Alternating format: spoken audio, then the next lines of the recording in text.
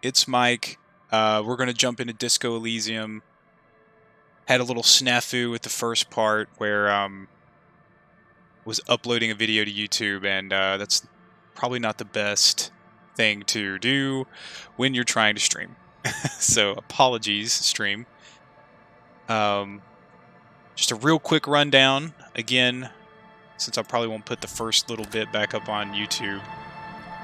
Finished up Gears Tactics. We're going to jump into Disco Elysium. I don't know anything about it other than my friends have played it and they all think it's pretty awesome.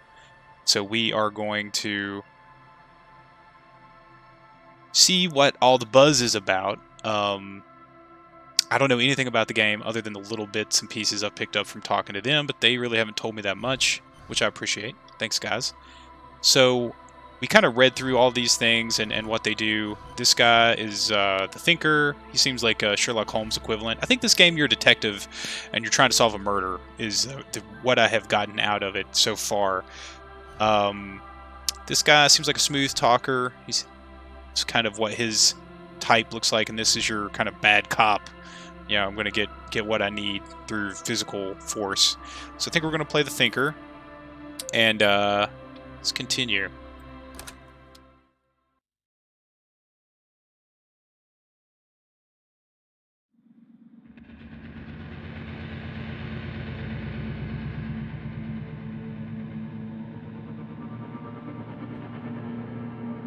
Do I need to click this? Oh, okay, here we go. Nothing. Only warm primordial blackness. Your conscious ferments in it, no larger than a single grain of malt. You don't have to do anything anymore. Alright. Ever. Never, ever. Never ever? Simply keep on non-existing. Well then. Never, ever, ever, baby. An inordinate amount of time passes. It is utterly void of struggle. No ex-wives are contained within it.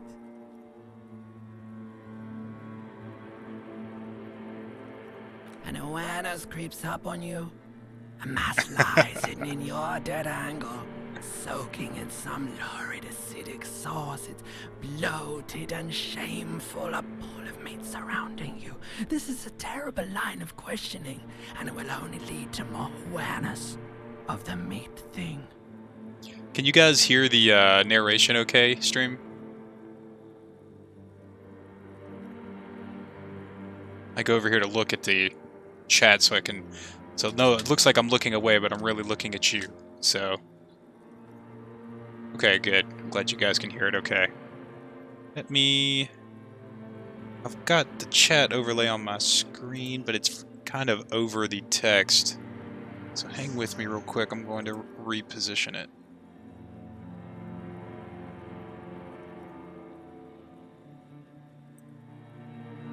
I don't know what's best. We might have to do this a couple times throughout the game here to get things right.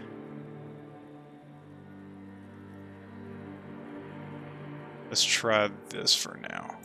And we can come back to it if we need to. Alright, here we go. So it seems like my brain is talking to me and it doesn't want me to wake up. I want to know about this ex-wife. Tenderness. It is foolish of you to resurface to the loss. Not after all the damage you suffered to get here. Some of it irreversible. Stay. Sail with me through the abyssopelagic zone. The abyssopelagic zone. I wonder if that's a big word.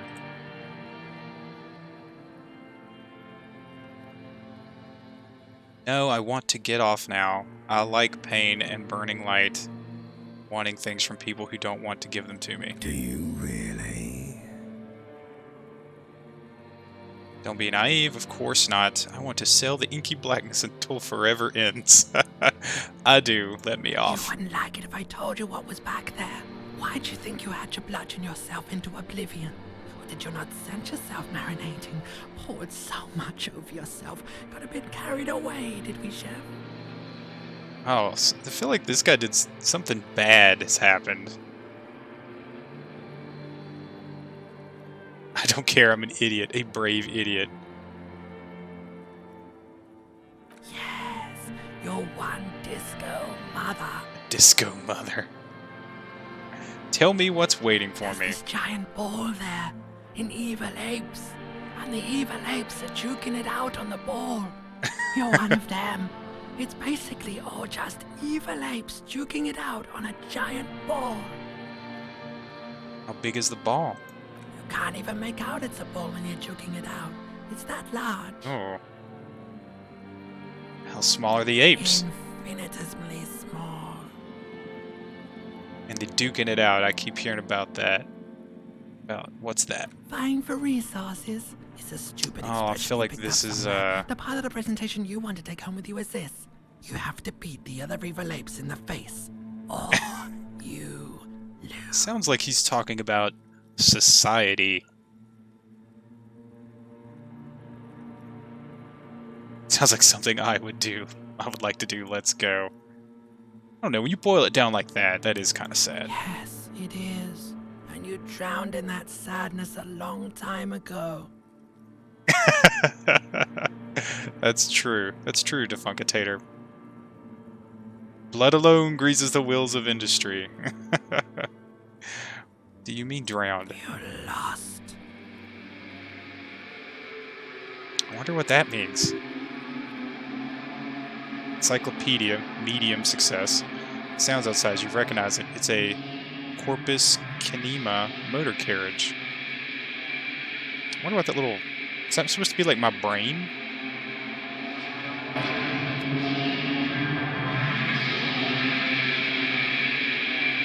Oh dear.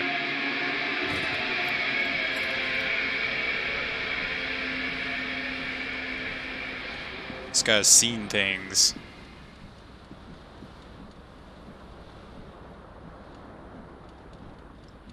(8:06) day 1.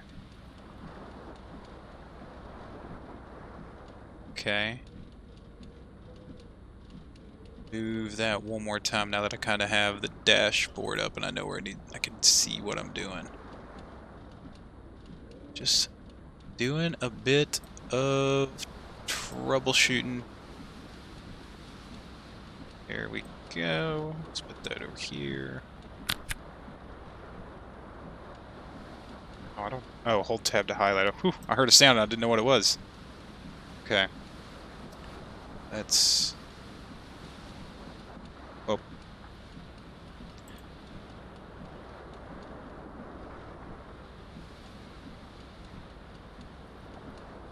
Alright, that should be better. Okay, so... Oh, okay. These must be the things I can interact with. Let's see. I really know what I'm doing here. Oh, okay, just clicking to move around. Let's get these pants. +1 electrochemistry.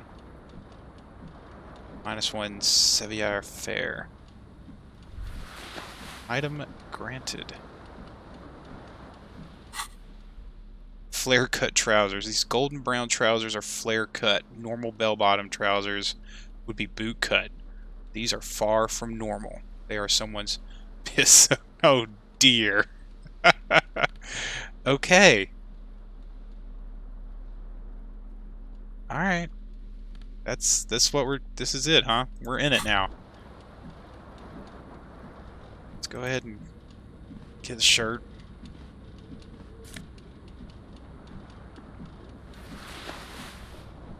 Disco ass blazer. Looks like someone skinned this blazer off some long extinct disco animal. Has an enigmatic white rectangle on the back and the right sleeve. Okay. Cool.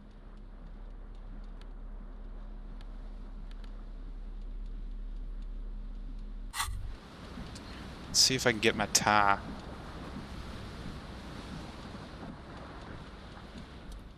Ceiling fan. This fan has two 2 chain pull switches. One end is a tiny fan. The other end is a light bulb. Truly horrific necktie has somehow attached itself to one of the blades.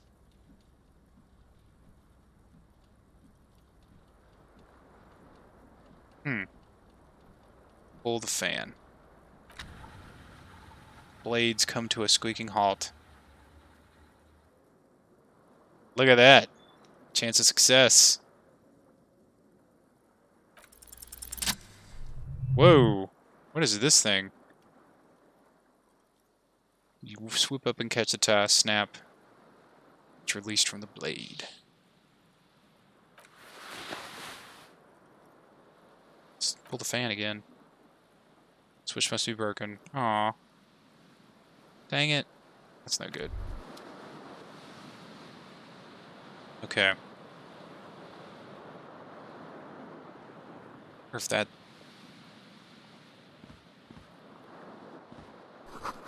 This magnum-sized bottle of Commodore Red is empty. So like a right click on these, it seems to give me some information.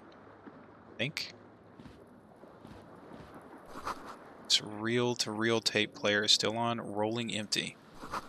Looks like someone tore out the tape while the song was playing. Ooh, oh yeah, it's all over the place.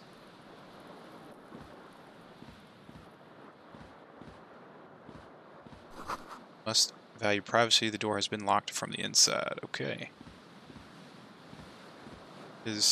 Ooh, there's a shoe. I think it's a shoe. Green shoe, left foot. Nice. Okay. Ah, look, it even modified it. That's funny. So what's... Empty cassette. Okay. Used to be a tape in the case, but it was destroyed in a fit of rage. Something about the... I don't know how to... Atenier's single smallest church in the Saint... I can't say those words. Must have rubbed someone the wrong way. The label says the song was recorded in 43. Okay. Looks like there's some broken glass I can take a look at.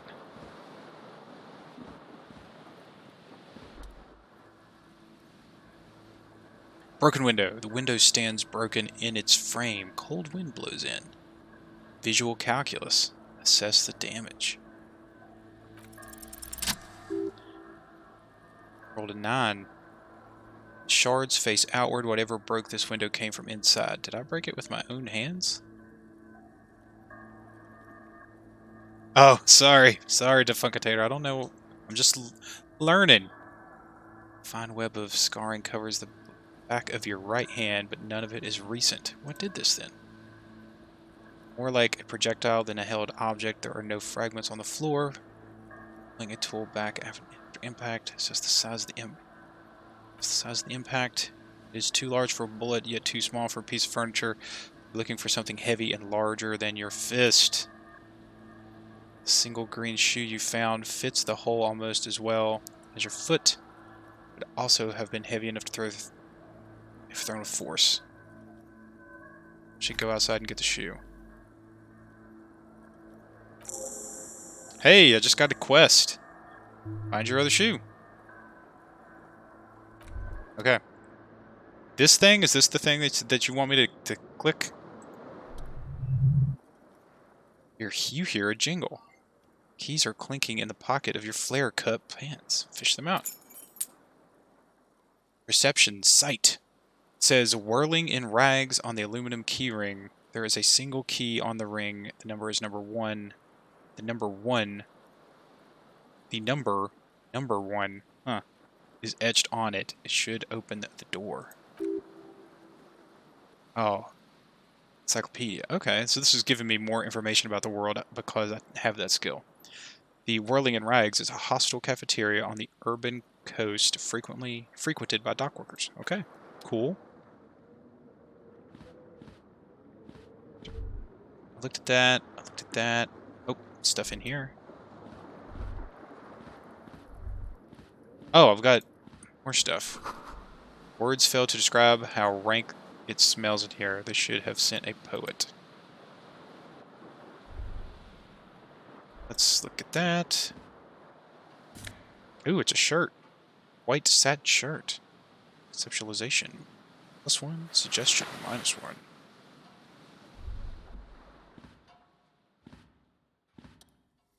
Mirror hangs above a bent and broken sink. In a fierce discharge of masculine energy, someone has ripped half the faucet off. Wow. Was this not the same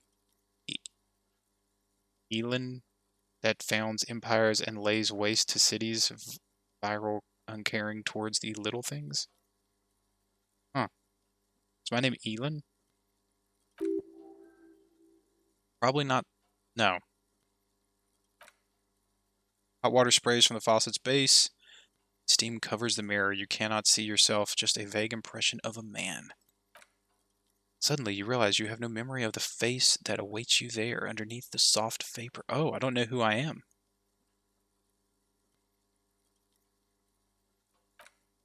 As you slowly reach out your hand towards the surface of the mirror.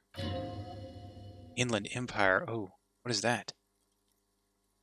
Abort! You clearly have not thought this through. You won't like what you see there, and you will never unbecome it. I don't care. Still wipe the mirror. Maybe I should touch it first.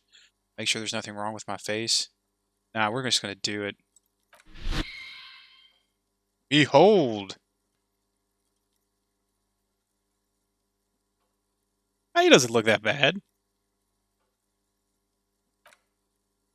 You have no idea who this thing is, do you? Of course I do. It's some kind of superstar. I think I'm a superstar. Late stage alcoholic. That's probably true. Yes. Too late. You clearly have rigor mortis on your face. Oh wait, is that an expression? Are you trying to make an expression with that face? Why? Not making it. It's the face making it itself.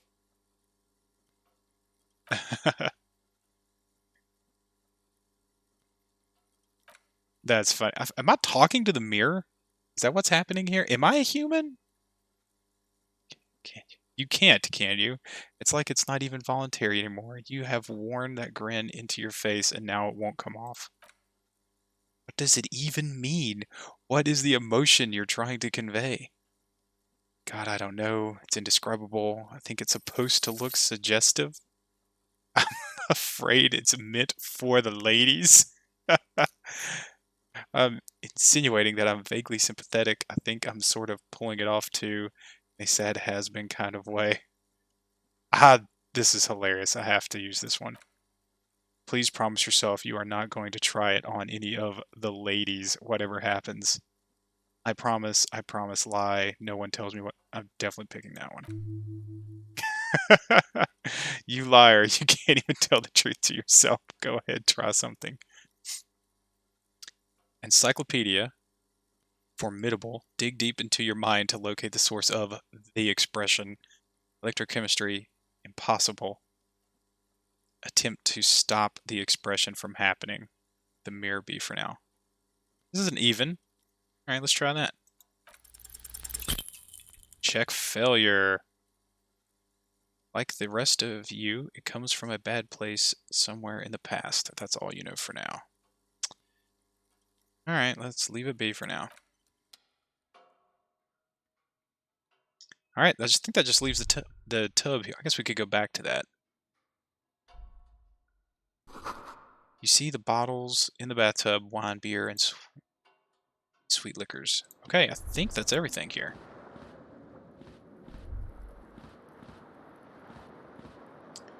Aeneas, Spartacus. Okay, let's go out the door. Ooh, see people talking out here. Hey! What's this? There's something on the table. Let's go look at it. That's just some money. Money gained. Gotta pay them bills. Oh, there's a radio. Can't do anything with it. Hello, officer. Officer? March 51. I should close my door, right? Like, I don't want to just... There we go. Yeah, tab highlights the items. Exactly. This is a perfect opportunity to try out my expression. Anybody, anyone know what the circle above my head means? Is that just like... Alright, let's talk to her. Her name is Klasje, Miss Orange Disco Dancer. The young woman raises a cigarette to her lips. Continue. Oh, didn't know I could scroll this. That's pretty dumb of me.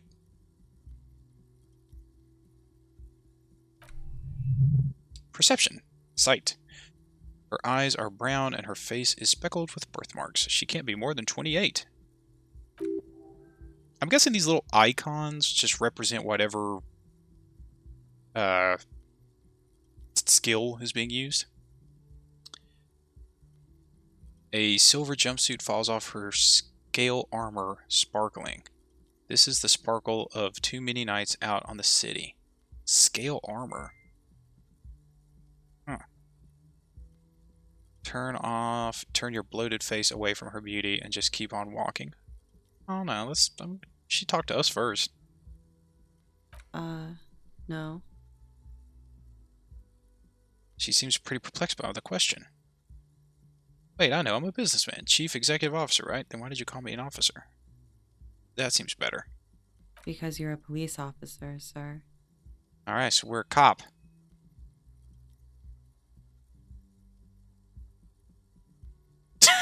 That seems a little bold. I am, yes. Unless you've been feeding us a set of very well-rehearsed lies all this time. You've been here for 3 days. On official police business, no less. 3 days. What business is that? I couldn't say. In truth, so far, mostly drinking. That checks out. Alright, logic. Medium success. What about the medium? Is that just like a difficulty? It's like a difficulty check? It's got to be an 11 or something. You have no doubt about the drinking, but do you strike yourself as the tight-lipped drunk? She must have heard something. Might not know where I am, or who I am, or what a Capri's Kenima is, but I know what one sounds like. Why don't I remember being a cop or anything else? Who in the right mind would let me be an officer of the law? Ooh, suggestion. That's not my thing. Oh my god. That seems like it's not going to go well. We have 3% chance to try the expression. Come on now. That's hilarious. Let's just be honest. She nods. I am not going to try a 3% chance on a locked check. That's crazy. Maybe I can like put skills into that as the game goes on. Do you know when someone's not telling me the whole story? What am I doing? What am I doing here? What's my case? She takes a long drag before speaking. There's a mercenary out back. He's been hanged. The body has been there for a week now. The locals probably got tired of it and called the cops. And why didn't you just tell me that? I didn't mean to overwhelm you with information. You seem a bit lost, officer.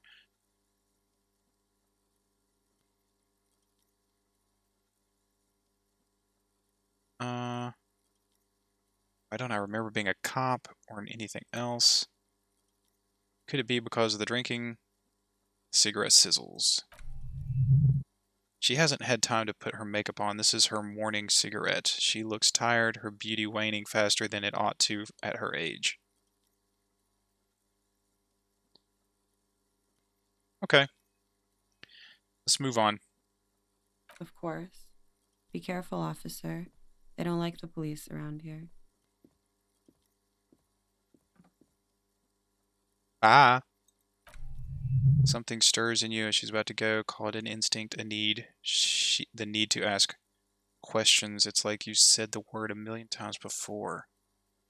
Action speed. What if I... Okay, hang on. She looks back at you and light glinting off her eyes. What if I don't want to ask questions? Before you go, I have some questions for you. Okay, that sounds good. Yes.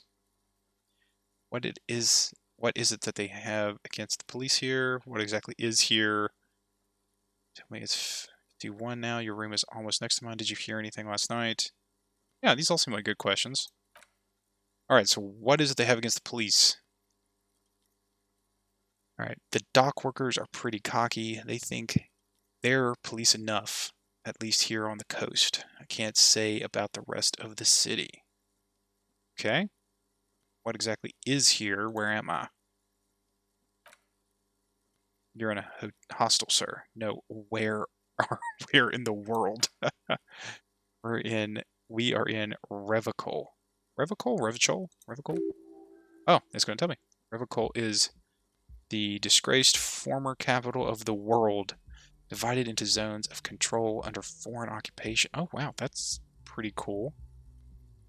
Half a century after a failed world revolution, she is central to our moment in time.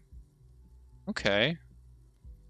Former capital of the world, divided into zones of control under foreign occupation. What's the foreign occupation, I wonder? If it's a failed world capital. Who invaded... Huh. Interesting. Revocol forever. I'll let you tell me something else instead. Should that mean something to me? You sure look like you're from Revocol. Revocol parties. That's funny. Her accent suggests she is not from around here. She's from Orange, another part of the world. Interesting.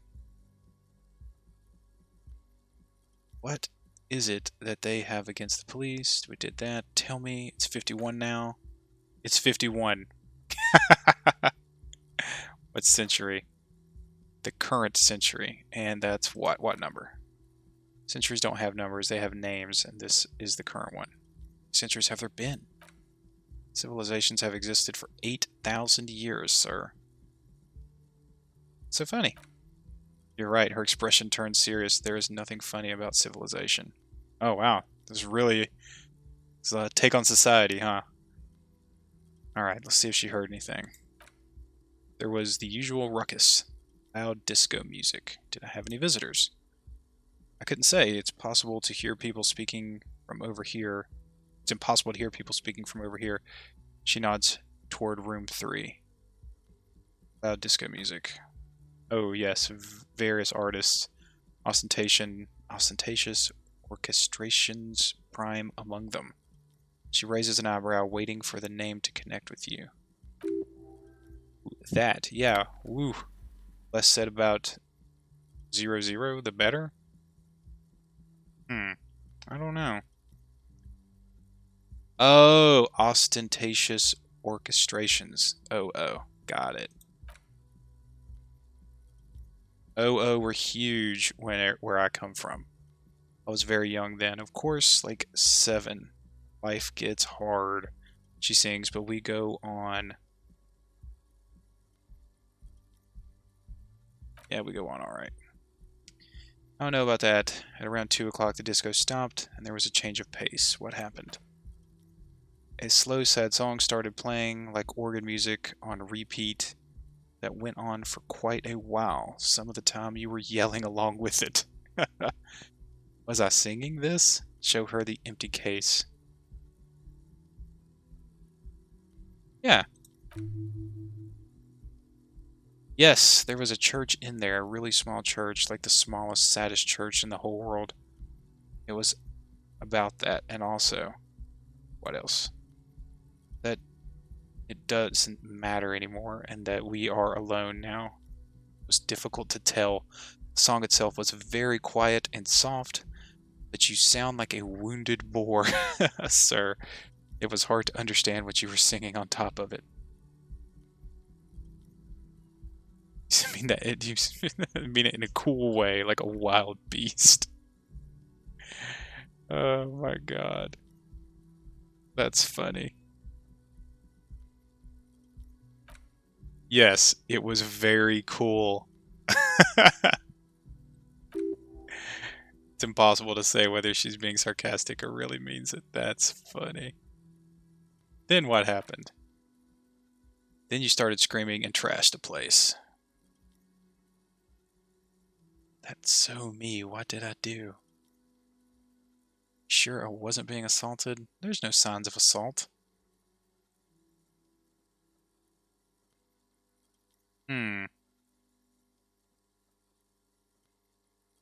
Well, we should make sure. No, it didn't sound like there was a fight. It sounded like someone was trashing their room. A window was smashed, the tape player probably, the song stopped, and furniture too. A real destructathon. There was screaming, then I think you passed out. Is there anything else? Please tell me. There wasn't anything else. Surprised me to hear this. Tell me there was more. Please tell me there wasn't anything else. There was. I think you screamed that you didn't want to be this type of animal anymore. May have misheard, but it was sort of memorable. I went out afterwards. Everything was quiet by then. Around 4 or 5. She nods. That was it. What is it that they have against the police? Checked. Checked. Okay. That's everything. Glad to have been of assistance.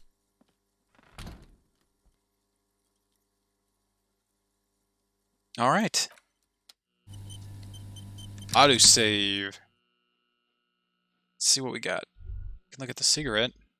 Looks like she left a nice long stub in the ashtray. It's still smoking.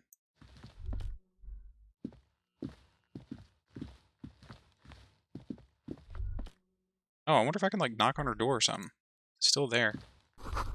This is the weekend edition of the satirical newspaper Trompe le Monde. Is this a lot of? I feel like there's a lot of French-sounding words here. What happens if I knock on her door? Is she gonna get mad?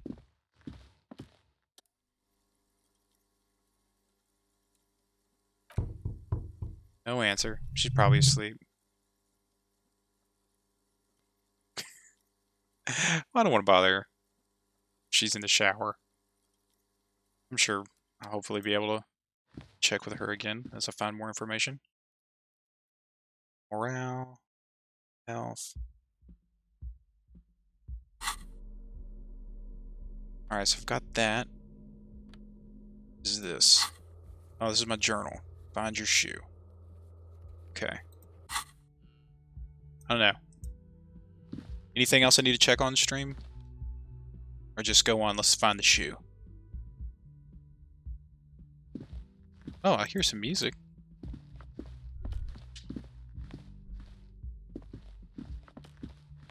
Oh, if I click a couple times, he'll move faster. Oh, wait.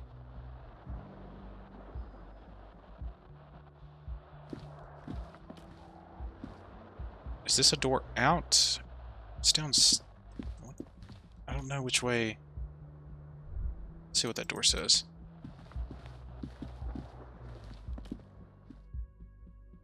Double click to run, press space to stop. Oh.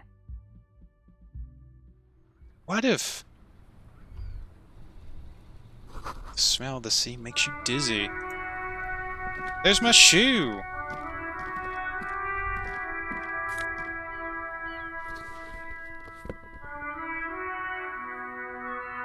I wonder what these two icons mean. Oh, okay. They're both two identical shoes, both copiously green and indiscriminately snakeskin reunited on your feet. It's like two baby crocodiles. These do not look like normal cop shoes. It's pretty clear a normal cop is not what you are. Good. They're balanced, comfy, feels like a good thing about you right now. Oh, my shoes. Okay, good shoes. That's good. Okay. Briny wind. I'm at the seaside. There's a person down there. What if this disco dancer, like, what if she's like murderer?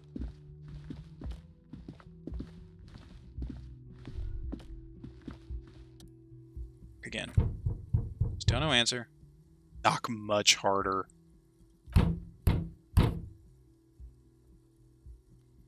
I wonder how many times you can knock on it.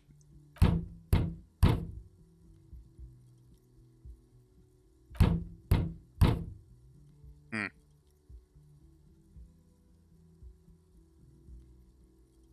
Try the handle. Fair enough. She's smart. Locks her door. Let's go.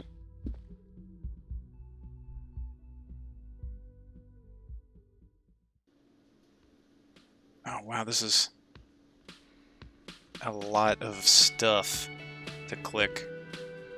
Alright. Ooh. What is that?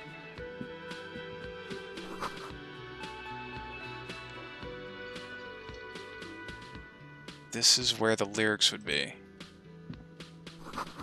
Big old karaoke mic. Also, not all of these are interactions. They're just information. It's connected to the radio. The music is seasoned with static. No, I think... I don't remember now, actually. Let's see what's up here. Oh. I can see back into there. That's funny. Hand wrote yesterday's menu. Today starts in man's handwriting. Okay, so a woman was here yesterday. A man is here today.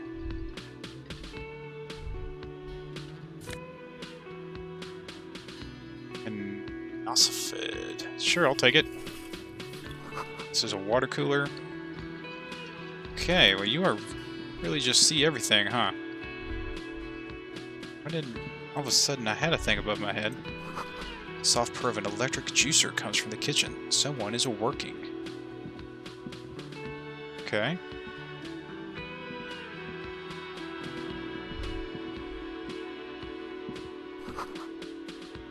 Union paraphernalia, strike poster, some red pennants. Oh, Union, huh?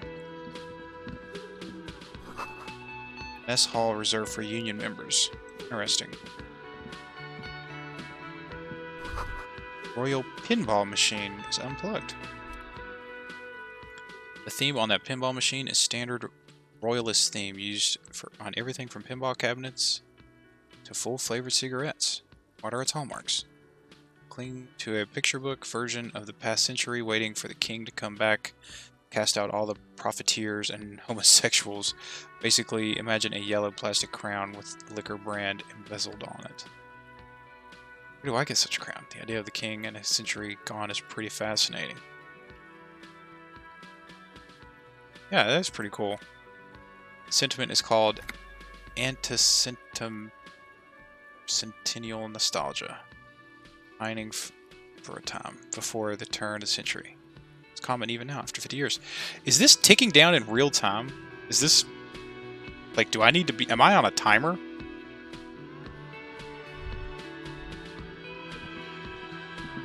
Wait, is it really 8:40? No, it's 9:30. I thought that might be real time. Alright, so let's talk to some people, see if they've got anything to say.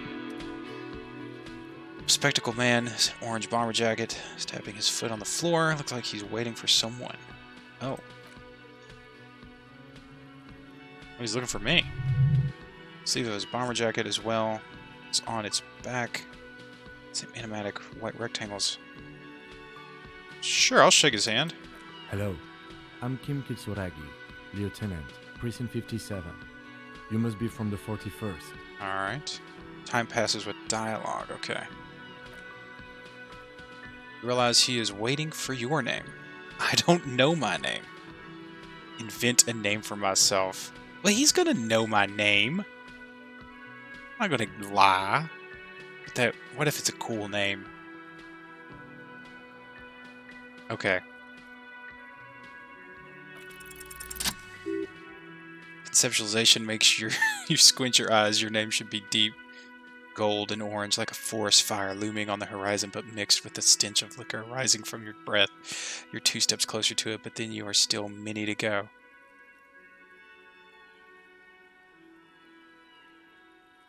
Aw, but I thought I had a success. So I don't get to... Wait, what's... It's not Tom, not yet Tom mean? Sure. Okay then. It looks like we had a little scheduling error on Sunday. Saturday too, actually. Have you had time to talk to the manager here? No, I haven't talked to the manager yet. I mean, what he means is he has been trying to meet up with you for 2 days, but you have been otherwise occupied. You mean nods towards the man behind the counter. I totally talked to him. Must have been some kind of misunderstanding. You're looking for some. No, I haven't. Then we should ask him for a rundown of the area. Get me up to speed. I understand the scene is out back, right? It also wouldn't hurt to assure him the police are finally here. In full force, I mean. Have you mapped out the initial interviews? Yes, police. I'm aware I'm a policeman. What interviews? I haven't. I have. Ay, ay, ay. At the 57th, we like to prepare an initial list of persons of interest, and then just skim the surface. Prepare the field, get to know the players. You don't do that? Maybe it's not an inter-district practice. I'll just be honest, I haven't. Okay, we'll have time for that after we take a look at the coroner's case. Cool. Have you removed the dead body from the tree? Look, man, you know, yeah. No. So the body is still in the tree, Think where that it she... has been hanging for 7 days straight. We should go there as soon as we are done talking to the owner. Can you be so sure I'm from the police, but I can't remember anything. What are we supposed to do again? Talk to the manager. Okay, let's get going. Hey! If you're about to embark on an investigation, shouldn't you have a badge? Wait. You should have a badge. You don't have a badge? It wasn't on me when I woke up. Pretend you found it. I have my badge. I'm a policeman and I have my badge.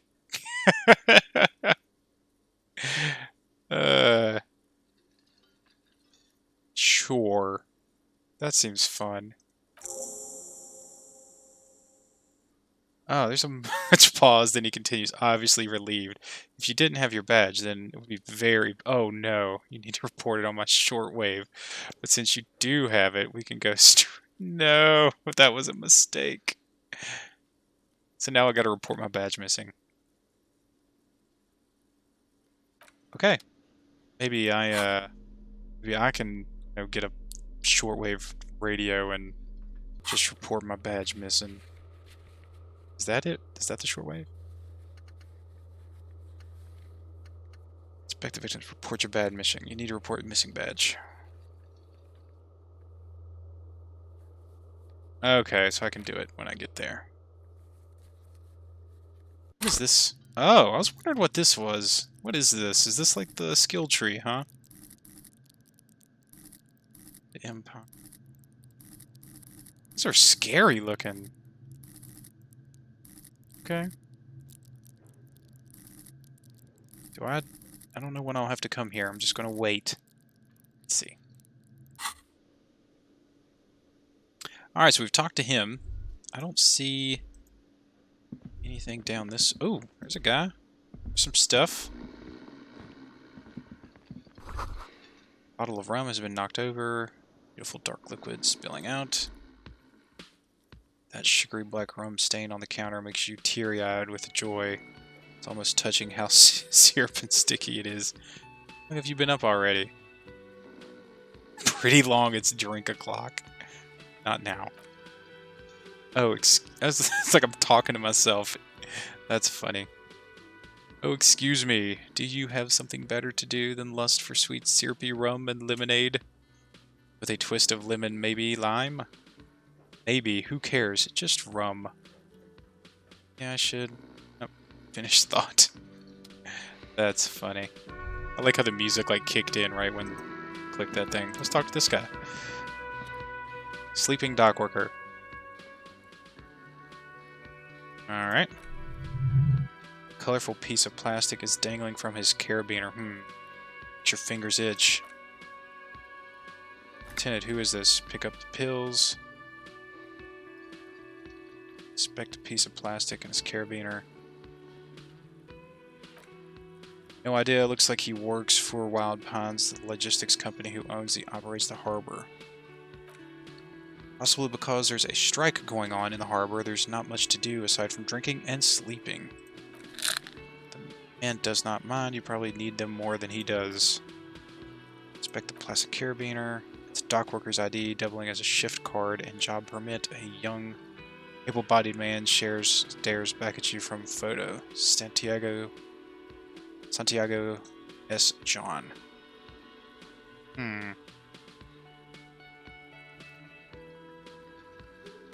Hey! Steal the dock worker's ID. Wake him. Physical instrument. Yeah, let's just steal it. We might need it. Right? That's like what, you see in the movies. Success! Fingers find their way into the shackle, flicking open spring-loaded gate. The metal loop holds plastic ID. Alright. The man emits a loud snore. He's about to wake up. Don't look. Doesn't look like it, but you never know. Better be quick. Does the lieutenant see me? Steal the document, swipe through the pocketbook, and take what's inside. Does the lieutenant see me? No, he's looking the other way, perhaps purposely. Steal the document. Item gained, dock worker shift card. You slip the plastic ID card out of the loop and pocket it. The man continues to snore. Just for the record, you look nothing like a man on the document. What's in the... Swipe through the pocketbook and take what's inside. Sure. Dang, got $5. Black paper note with a woman's profile on it.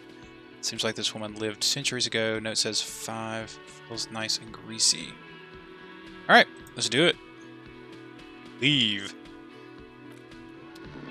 I think I just robbed him.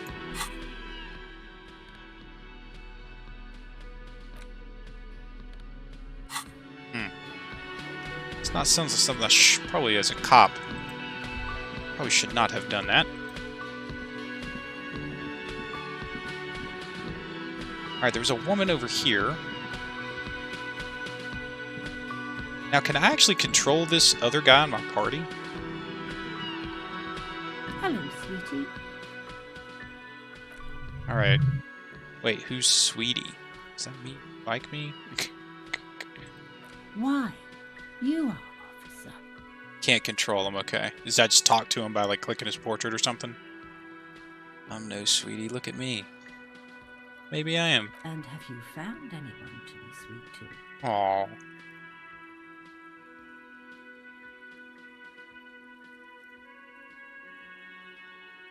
Aww.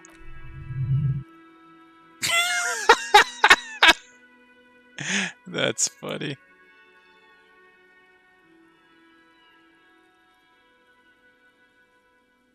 I see you are still grieving. Well, I won't pry. That's funny. You must forgive me. I'm getting so scatterbrained, I completely forgot to introduce myself. Oh, it's okay. I'm Lena. My husband Morel and I are staying with our friend Gary just down the street, but I come here for tea when they're away. Oh, she seems nice. Hire her on this. You seem to be... Chair. Do you like... Wait. Hire her for what?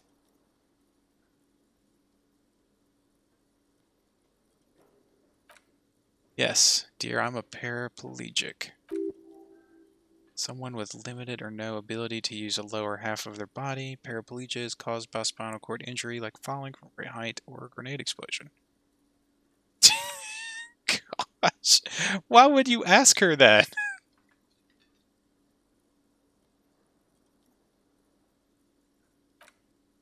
It's quite alright. I'm used to people asking questions, but they're thinking about it anyway. So, I feel like it's odd to just be like, hey, you want to join my crew? Why would you ask this random old lady?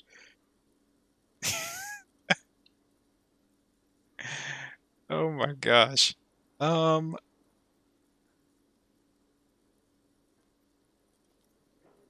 just feel like that's weird. But like, I feel like modern games have taught me to like exhaust every dialogue option, but this just seems like a bad idea.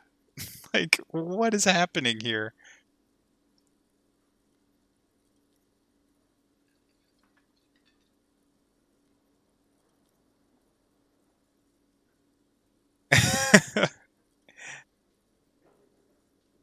um,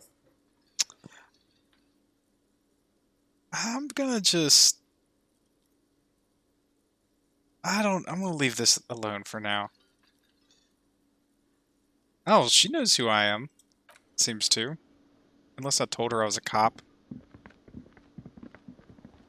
Alright, let's see what's in the back here. Door's bolted. But I can see things back. Inland Empire. You should totally sing karaoke here. First chance you get. Your emotions need to be expressed. People need to know your vast oceanic soul. Keep contents. Oh my gosh. My soul is modest. It's normal sized. Exactly, it's measured, level-headed, and needs to be heard through a PA system by other people. I don't think singing at a time like this is the right thing to do. We're done. Alright, I'm a cop. I need to solve a mystery. But I can, like, see this thing back here. But I can't get to it. Alright, let's talk to this guy.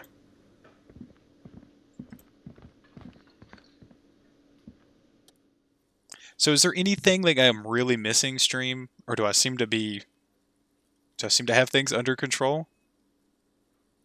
Y'all all just smacking your heads like he's totally way off point already. Alright. Cafeteria manager. Man in his late 20s with a thin, unimpressive beard notices you're approaching. He drops the ledger he's holding and turns to the lieutenant. Mr. Guard, right? You run this place. Okay. Yes.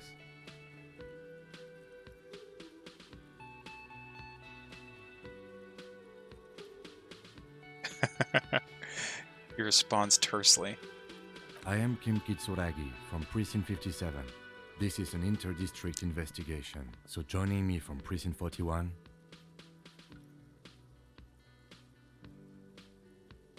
Still don't know my name. That's funny. The Harbinger of Ruin. What is this golden orange? It's like a force fire. This golden orange is like a force...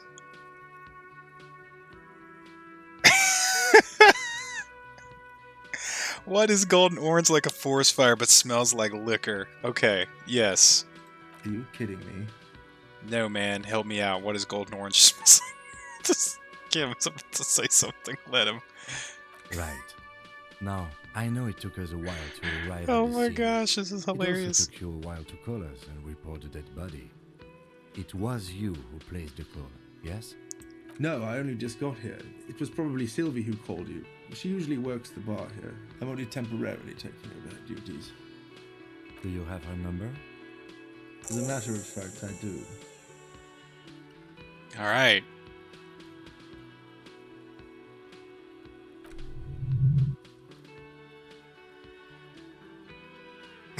Sounds like something you can use to call the Sylvie later. You Wink. said you just got here. From where? Are you a local? What? With Martinez? No, I live in Jamrock. I only sometimes come here to keep an eye on the place. This is just one of the many, many cafeterias I know. I don't believe that. Who manages many cafeterias? But you still know your way around, yes? In case we need directions. Yes, I know where some things are. But as I said, I don't live here. I just used to work here. And I'm not going to start working here again, if that's what you think. This guy seems very, like, caught up on, like, this is not my thing. Detective? Probably means this is where you step in and ask your questions. Right. His face expresses profound doubt in your having this. Ask him about the body's location before asking if he killed him. We'll give up information in the more innocuous questions, which you can later use in the more sinister ones. Okay.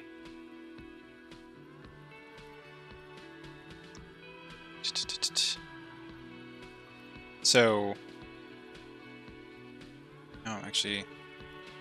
Ask him about the body's location before asking if he killed him. So yes, let's ask him something innocuous, right? Are you the bartender? I think he already asked that question though, right? He's the manager, right? So let's just ask him that again. No, I'm not the bartender, I'm the manager. You look like a bartender, what's the difference? I have 3 cafeterias I manage, 3 get... This guy's really defensive about this. Okay. Where exactly is the body? Behind this building, there is a courtyard. He points to the kitchen behind him. They hoisted him up on a tree there. How do we get there from? Okay. That's easy. See the door there. Points to the west. First you exit through that. Then to your right, you should see a big hole in the fence. Really big one. You can get to the courtyard through there. No need for the keys. The hole is big enough for the Franconigarian cavalry to fit through. It's a big hole, I guess. This man means the heavy cavalry of Innocence Francongero, Franconegro, sweeping over the plains and nations of the enemies of mankind, 5th century style.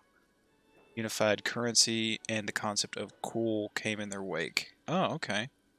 They wore lamellar and carried guns, but first and foremost, the Franconigarian heavy cavalry was really, really wide. That hole in the fence must be enormous. That's funny. Okay.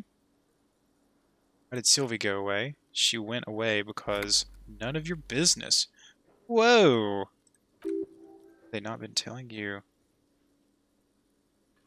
Not a cop? Everything's my business. Yeah. Okay, you got me. You're right, I got you. I'm a cop. Okay, you got me. She went away because of the dead body out back, because I asked for her number. That's why Sylvie went away. I hope you appreciate... Oh, okay, he was hitting on Sylvie. Lieutenant opens his little notebook at the cover. The number is safely tucked away in a small pocket. Thank you, he says. Mystery solved.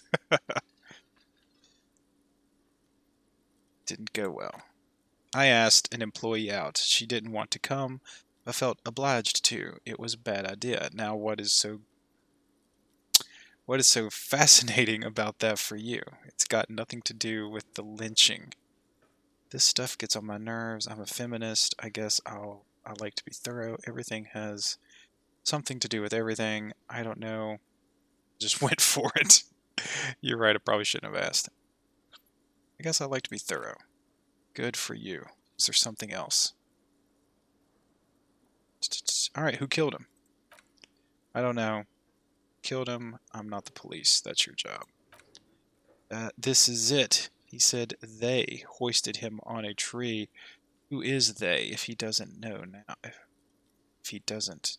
Ah, is that a typo? Doesn't now? Oh, where did he say they lifted him on a tree? I definitely missed that. I'm glad my subconscious...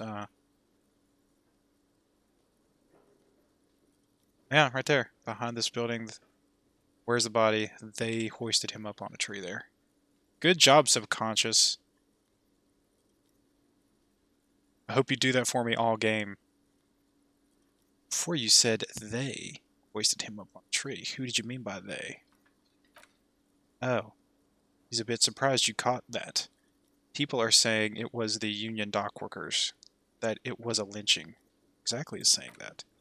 The locals, customers, the people who eat here, a lot of dock workers eat here. Sylvie told me everyone knows the dock workers did it. Okay, so Sylvie seems to have some information. Did the debradeurs themselves tell her this, or is it a rumor? I don't really know. You'll have to ask her. Why would the dock workers lynch this man? I would suppose it's because they have nothing better to do. Oh, well, that's not nice. You mean the strike? Yes, the strike. Makes little quotation marks with his fingers. Strike. The man they hanged was a security guard for the harbor company, I hear. A mercenary. The Union stars probably thought they'd send a message. Did you kill him? Seems like... I don't know. Seems like if I ask him that, that's a little on the nose. But you know, we can't be too thorough. What are you crazy? Of course I didn't kill him. Alright, I just gotta ask. I mean, come on. Lieutenant turns the page in his little notebook he's been scribbling in. Blah, blah, blah, blah. Where's the body? We checked that, we checked that, we checked that. I think that's it. Let's go. Not so fast, he points to you. You owe me 130 real.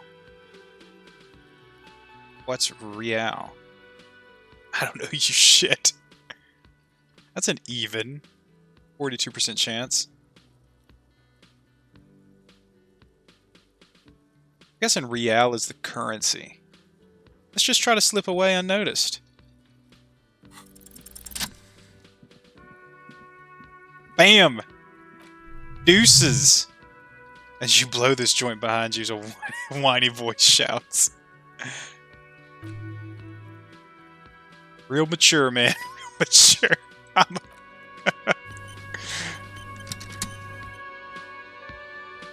That's funny. Wait, can I walk around now? Cool. I feel like I kind of really do want this. She seems pretty cool. Look, I'll pay my bill. I'm good for it, I promise. What happens if I go talk to him now? Is he gonna get mad at me? How do I get back here? Alright, let's keep going. So there's two doors. I don't know which one to go out of. Oh, that's easy. I like it when there's no choice. Lena? I think her name was Lena.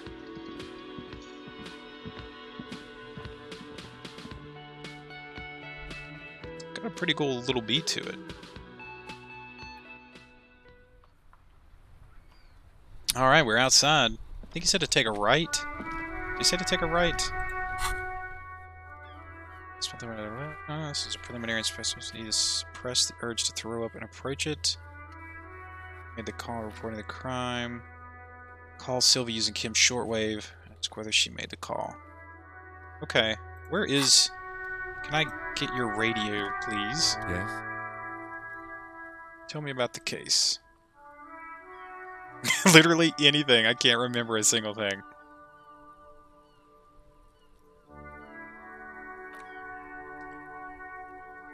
But you do know. A young woman told me a mercenary has been hanged and the manager thinks the union did it, that's all. Then you're not far behind. Actually, do you want me to brief you? Brief! Sounds good. 3 days ago, the RCM Emergencies Desk... Because I can't remember the name of the city, but I'm pretty sure it began with an R, so that's probably what the R stands for. A report about a security guard who was found hanged in Martinez. An anonymous caller said there was a dead body behind the Whirling in Rags hostel cafeteria. The cadaver has been there for 4 days. No one had come to investigate. Revencall. Okay, so that's the name of the city. Yeah, that's pretty close. During that time, the victim had been stripped of his belongings. The caller did not identify him, but used the word lynching. There is an ongoing labor dispute between the local dock workers and the logistics company, Wild Pines. I was told we should approach the death as part of this dispute. Wait, does the briefing say who the victim was? Why didn't we know anything about the caller? Security guard or worker of some sort hired by Wild Pines. This was just hearsay from the Martinez. Of course, we need to find out the truth. Why don't we know anything about the caller? They didn't identify themselves in any way. The tone was muffled using a device of some sort. Desk could identify neither the caller's age nor sex. Why hide themselves? There's a strong prejudice against involving the RCM in what's seen as union matters. Dockworkers Union is the de facto police in Martinez. Now it appears they've started executing too. We cannot allow that. Hold on. The RCM is? That's us, the Revencall Citizens Militia. We're the police in this city. The RCM, or the Revencall Citizens Militia, is the police force you and him are part of, a self-organized police... Oh, Peace Corps. Oh, self-organized. That's pretty cool. Of the city of Revencall, the RCM operates with a legal twilight. I wonder what that means. Yet its authority is rarely questioned. It's super useful to know this. Okay, that's good to know. Its authority is rarely questioned. I am the law. Yes, I stores. No, let's just make this perfectly clear. Our job here is to find the killer. Secret task complete. What did I just... What? How do I see what a secret task is? And how do I know which one's done?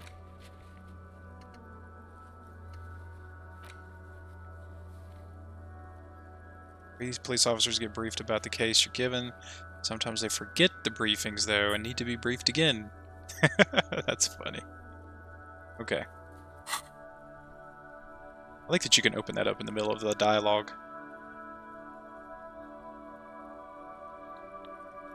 That's right. Did you say it's maybe serious if we find the different precincts? Why are we on the same case? I'm afraid you and I are pawns in a, he considers a phrasing, pissing competition. Do you mean? You don't know, his eyes narrow, I assumed you were in on it. I don't remember being in on anything. No, I'm in a retrograde amnesia. That seems fair. Better still, this is an embellic cop-off. Cop-off? The pissing competition. It's just stupidity. We shouldn't waste any more time on it. If you want my take, ask me after we've inspected the victim. Okay. That seems fair. Did you say this is a mysterious case? Lieutenant considers your question a moment before answering. No, it's not a particularly mysterious case. Alright. Cool. Cool. I think I should know anything. I can't. I think you should know that I can't remember anything. No response. He just arches his brow. He's having trouble processing, believing it even. I really don't remember anything. There was drinking involved. Have you tried concentrating on something other than your personal affairs? What's wrong with personal affairs? So what should I concentrate on? Completely lacking basic information about even this organization. Should I concentrate on? Try work. The case at hand. It can work miracles. Okay. Fair enough.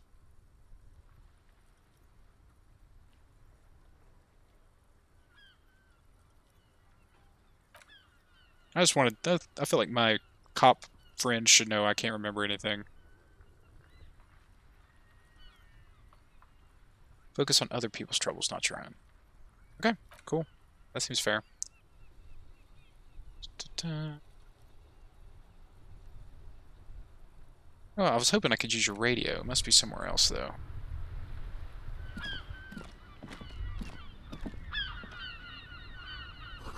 Heap of snow.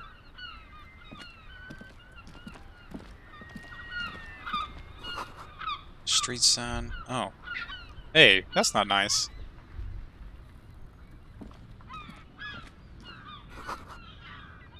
Oh, wow, they don't like us. Oh, I thought they said the police operated unquestioned. Where is... Oh, I bet that's his little, like, his little car thing. I can go and report my badge missing. I should do that. Yeah, I didn't realize I could zoom out. And motor carriage. His bodywork is covered in blue. Number 57. I think he said he was from 57.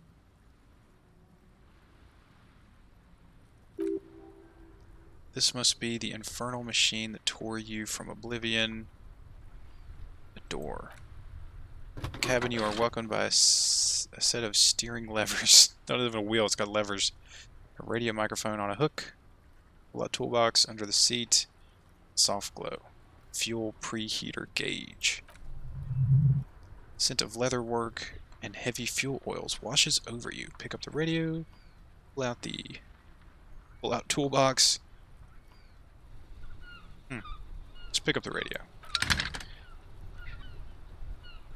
Prime line glows like feline eye. Da, da, da, da.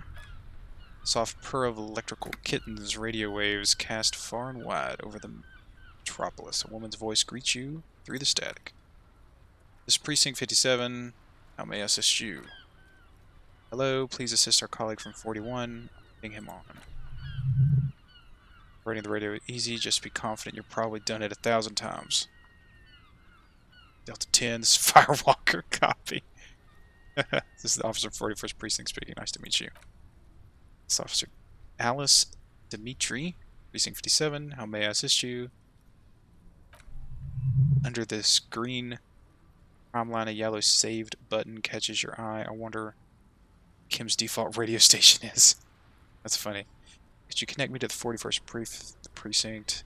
Need to do that. I need you to connect me to a civilian. I need to do that. Press the saved button.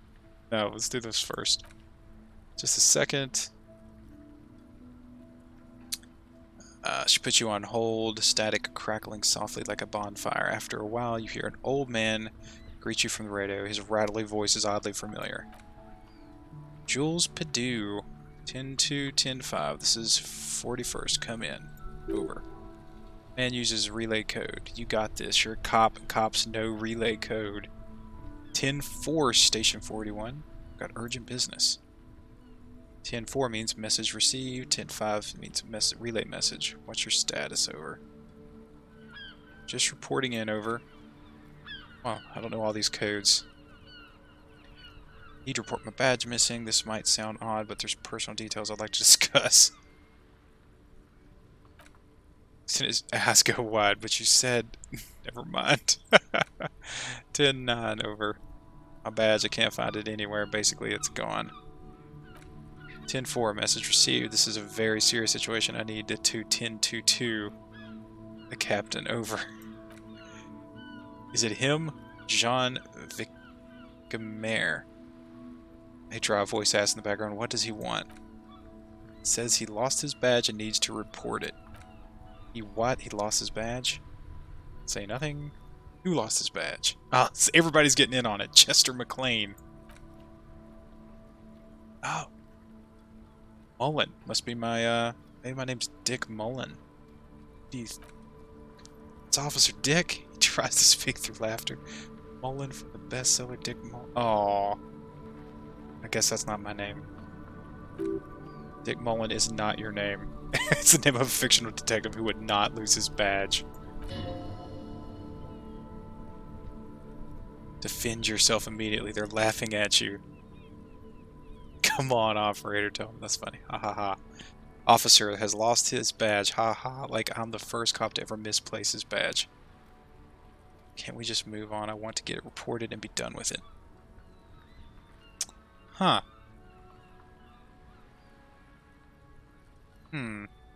I like either one of those. Sure, yeah, let's do that. It says Jules Perdue. He says this has probably happened to other policemen before him and laughs sarcastically. God damn it. Is he fucking kidding? The whole station's gonna be dicked for this. Satellite Officer Vicmar is wondering if you might be joking and adds that this tarnishes the reputation of the entire station. Over. That's funny. Come on. Alright, let's report it. Gained experience. Hey, I leveled up. Track down your badge. 10-4. I hear you, officer. I'm just reporting. Going to make a note here that you are in pursuit of your misplaced badge. Come here, you've got to hear this. Dick Mullen lost his badge. What's going on? Mac Torson. Super Cop here lost his badge. He lost his... Oh, why is this such a big deal? I'm sure this has happened before. Alright, I've got other stuff. Having a conversation in the back is making it difficult for him to hear you. Ask him, speaker, gas for air. Ask him if he lost his gun too. Uh-oh. Sergeant Torson wants to know if you lost your gun. Over. Aw. Check your pockets, check your... Oh, it's not here. I don't have my gun. Okay, it's gone. Your gun is most definitely gone. Tim 9. Come in, officer. Did you get my question? Wondering about your gun. Convince them you didn't lose your gun. That seems...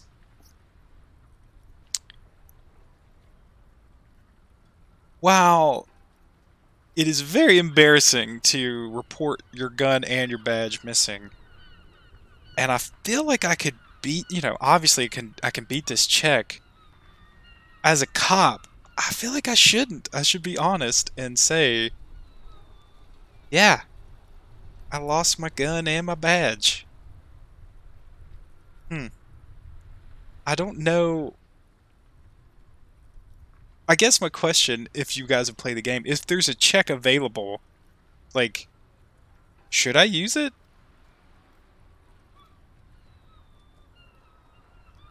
No real cop would lose their gun and badge. I mean, are there negative consequences to rolling checks? Obviously there are. But I guess... Like, is this check available because I have the skills? Does that make sense? Like, I have this option because I'm smart?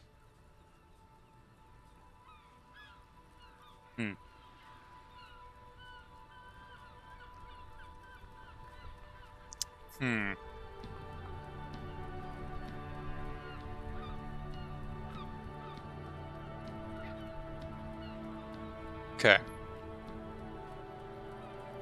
So I could try to convince him I did not lose my gun. Or I could just say nothing. But I totally lost my gun.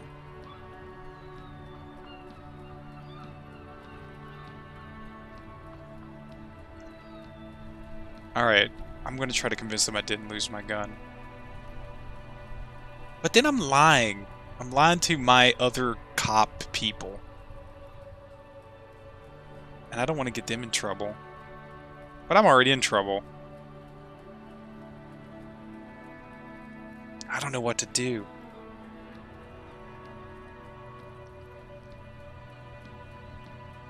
That's true. They don't seem very nice to me. Alright.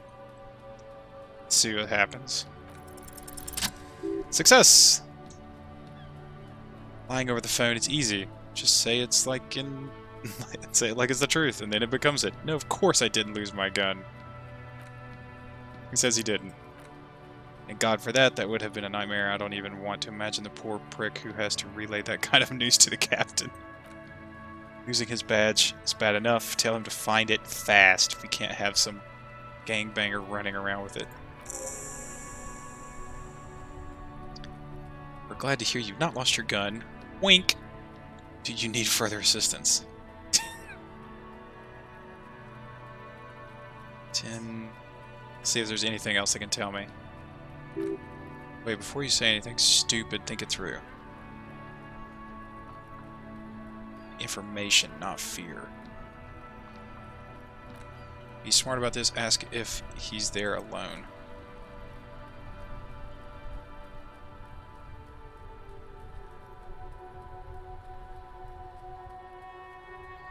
Please refer to me with full name in the future. If I ever... Yeah, let's do that. What? Still on the line? Wants to verify information on his badge, but of course it says Dick Mullen, High General of the... Tell him to stop wasting time. You know what? That was a good question. I think that was a very good question.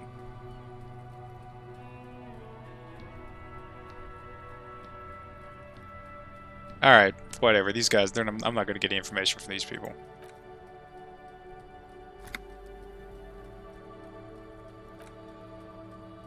Okay. Let's call her. And Let's talk to Sylvie. Is her number... Kim didn't give you Sylvie's number, actually. Let's... Yes, hold on. The lieutenant takes out his notes. Your number is 005 1944 298. Alright.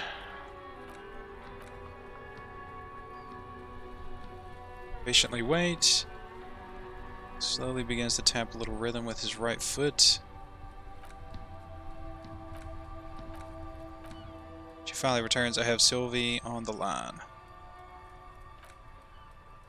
Yes, hello, a female voice greets you through the static. It sounds like she's a million miles away from here. Hello, this is police calling. I have some questions for you about the last days at work. Or, Sylvie, I believe we met before. This is me, detective from the Whirling in Rags. Yeah, let's start with this one. Oh, right, she recognizes your voice almost immediately. Hello, officer, what can I do for you? You quit your job. Why? Okay, so we need to ask the innocuous ones first. Have you seen my badge? Have you seen my gun? Alright, well, these are all pretty important. Was it you who called the police? Let's start there. I mean, why did I leave the bar? You can hear the tents up on the other side. Honestly, I'm not really comfortable discussing it with you, sir. Why not? Wait, why aren't you comfortable? Okay. Didn't you leave because of Gart? Did you leave because of Gart? Alright, I'd push you on this. Are you ever coming back to work?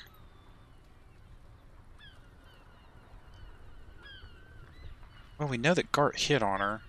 Let's just ask that. What? Just don't you know why? Would you even think that? He told me, yes, you out, and said you were saying it didn't happen. Sylvie, don't be afraid of that pig. Stand up for yourself. So you agree to quitting your job just someone asked you out as an option. Please don't bring Gart into this. It's none of your business. Oh, well, that's not good. Can't you just mind your own business? I already said I don't want to talk about it. You're messing everything up again. Oh, it sounds like I've talked to her before. Alright. No, not me. Why didn't you call the police? Didn't a corpse behind your workplace bother you? Do you know who made the call? No, sorry, I don't. Not a lot of people have phones around here. Copper thieves take the wires. People don't have the money to have the cables put in again. They use the Union's phones or the ones on the coast. So the Union has a phone. And there's one further down the coast. Got it. Someone else, the lieutenant makes a note. We'll find them sooner or later, officer. It just might take a while. Why didn't you make the call? What? Of course it bothered me. But I thought the Union already knew about the corpse. What does the Union have to do with anything? I meant us. You should have called the police. No. No one calls the police. You can hear her adjusting the receiver in her hand. The Union would get angry. Oh. What do you mean by that? You know, she says to be looking for words. She seems to be looking for words. What the Union says goes. People listen to them and they take care of their own, which is like everyone here. Wait, Kim, lower your microphone. Is she speaking the truth? The Union is the law around here. I am the authority around here. Looks like there's a limit to my authority then. Tell me, why exactly did you let a corpse hang in your own backyard for weeks instead of calling us? I didn't want to get in trouble with the others. Push her further, shows her the error in her way. Let me get this straight. You ignored the law to save your own skin. What others? I see the other people who live around here, local people. I didn't want trouble. What trouble? You don't live here. You don't understand. Squealing is frowned upon here. Everything is dealt with well by the Union internally. You ignored the law to save your... I didn't know I had to report it. I thought someone would take him down eventually. Her voice breaks. It's a little late for tears, isn't it? She should have used them to summon the police earlier.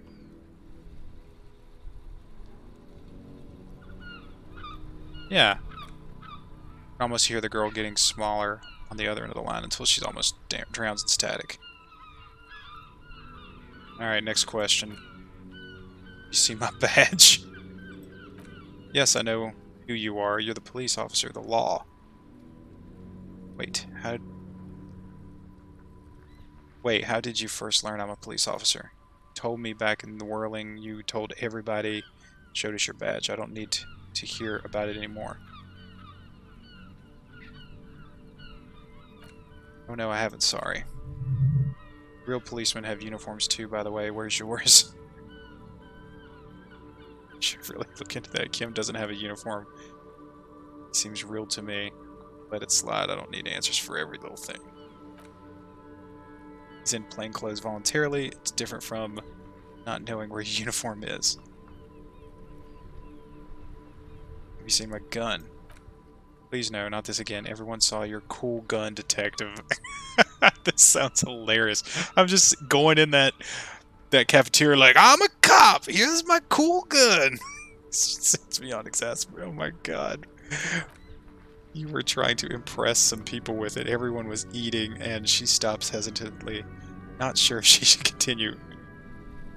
What did I do? You were waving it around in everyone's face, begging them to describe it. You said it calms you. And then you started making suicide jokes. It got pretty graphic. Oh my gosh, I'm a terrible person. Again, I have been trying to wean you off of them. For what? You know, when you put your actual gun on your temple and pretend to shoot your brains out off of that. People don't like that. I remember this. You were screaming things like, my brains are all over the wall, painting them red. I won't be seeing it because these are my brains. I can't see without my brains. Oh my gosh. Why would I threaten to kill myself? I mean, look at this world. I would love to stay. Okay, I don't know what to say. Yes, but what happened to my gun? Huh.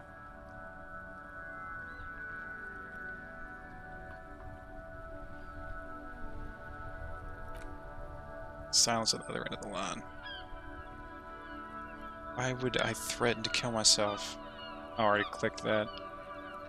Okay. No idea. All I know is next you were waving around money instead, saying things like, big bucks cannot lie, guns can't buy money, but money can always buy guns. Gosh. Oh my goodness. It almost looked like you pawned it, but believe me, I did not ask. I'm not going to ask about my uniform. Okay. I do hope so. Please don't call me again. She's ready to hang up. Wait, why does she seem so angry with you?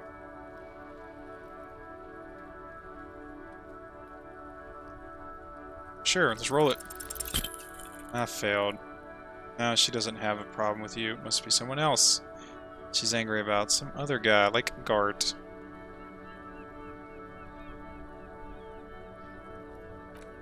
Trust me, you wouldn't want to be the guy here. You know how it is. Yeah. Okay. No, you're the guy. Lieutenant Love, matchmaker extraordinaire. Help the poor girl out, lest she turn into a spinster. Oh my goodness. Yeah, that's good.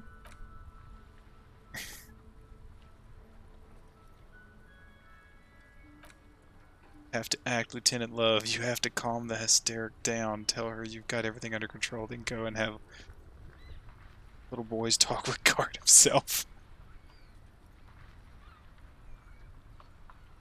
That he's going to take you. Oh my god.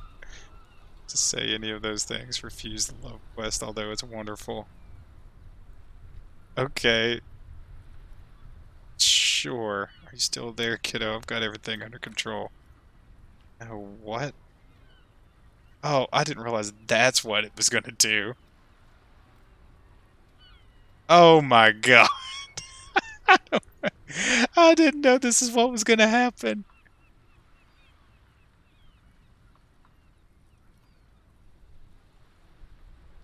Oh no. Control Z, Control Z.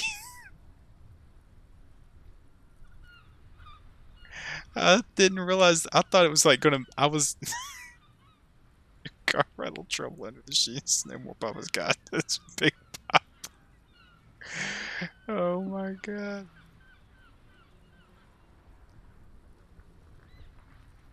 Oh god. It's about to take a very pleasant turn. There's that wink again.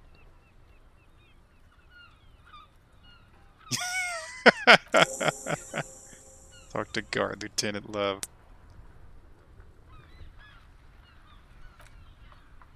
Love quest is on. Too late, everyone. It's on. Take it now. Take it to Gart now.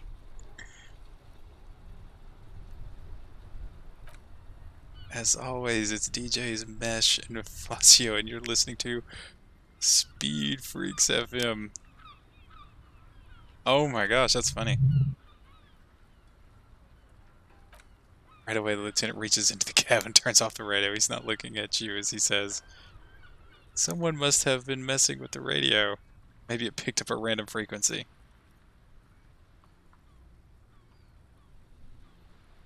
Pick up the radio and turn it back to the problem. No, I wouldn't do that. That's...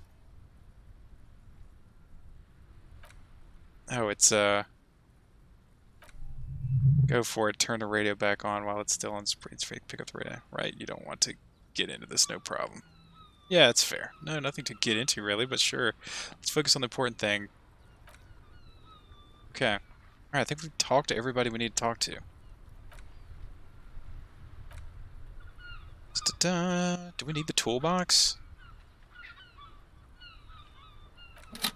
Metallic drawer slides out from under the seat. Cool.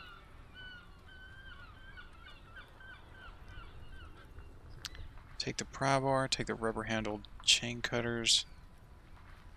Can we take all of this?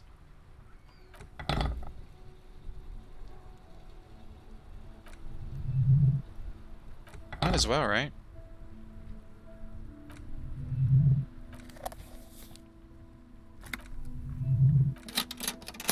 Steering levelers, white suede feels luxurious. Okay.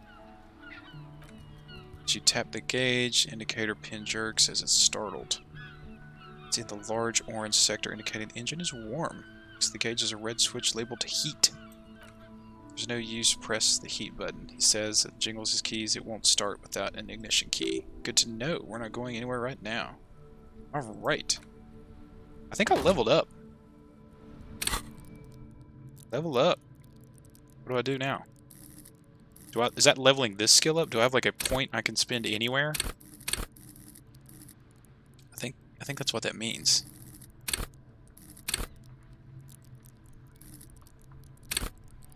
Okay.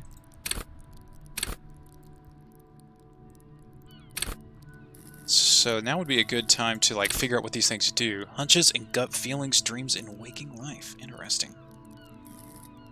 What is a good skill? Wait, so can I guess because I'm intellectual, I can level these up more than the others? Because I only have one in Psyche, can only put one in here?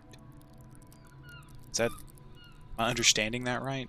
I could put 2 in these, and 4 in these.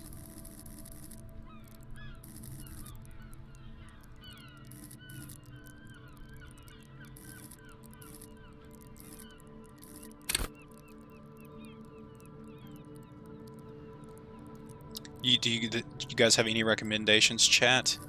Good skills? Reconstruct crime scenes, make law, physics, and work. Physics work for the law. Understand creativity, see art in the world.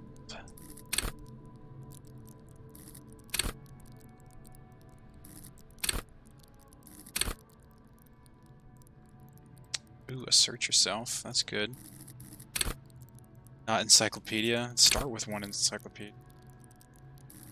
Do you think it's typically good to just stack it in your like your best tree, I guess, and or spread it out?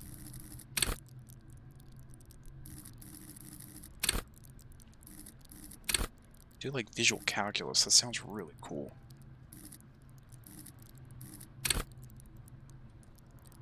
The actor lie. The text lies. That's good. Practice the art of persuasion. Enjoy rigorous intellectual discourse. That's also good. That sounds good. That sounds good. All of these sound good.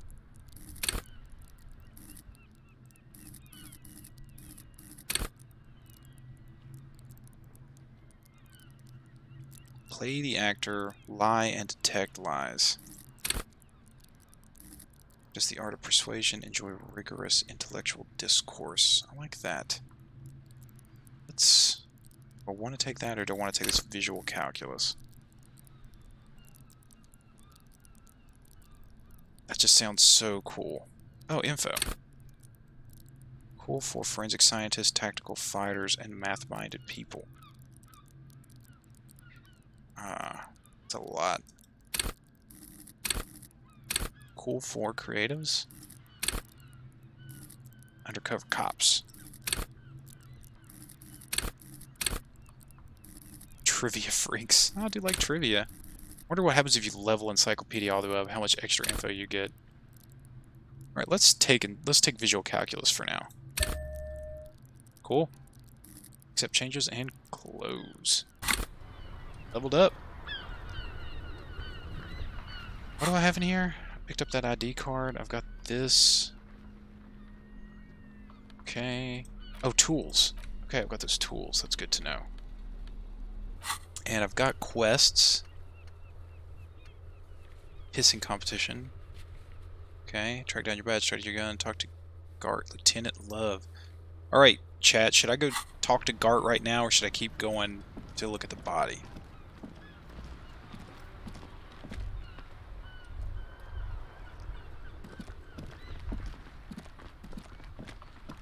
Oh, there's something right here.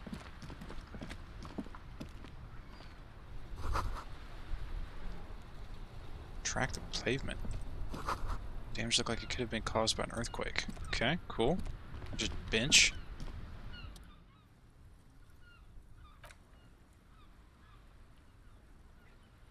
Fair enough.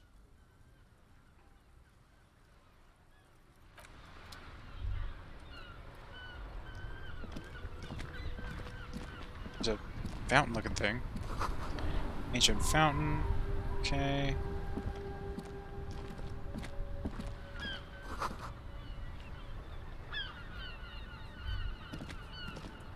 Some more people to talk to.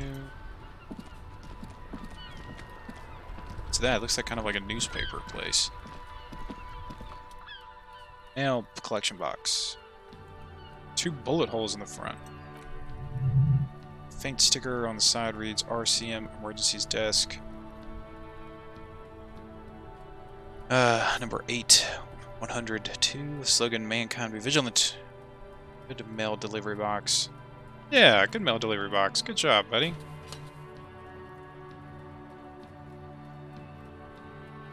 Good.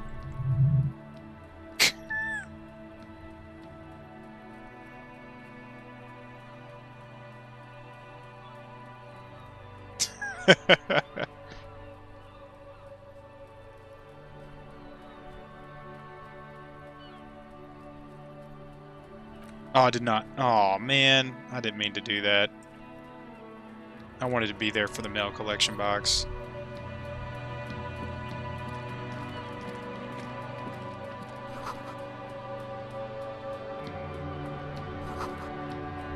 Oh, I guess that's the hole in the fence. That's where we gotta go.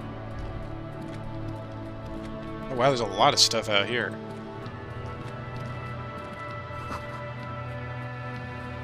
Ooh, that sounds racy.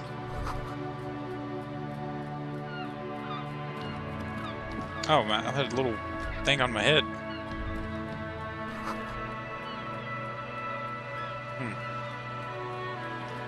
You knew that title.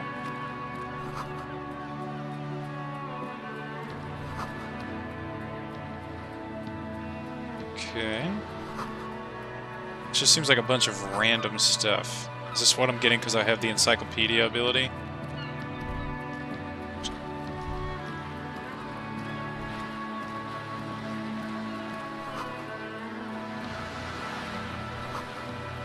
Okay.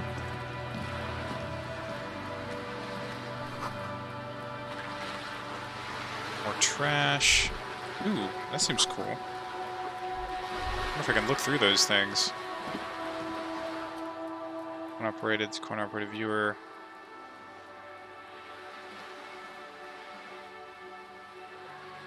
Vandalism.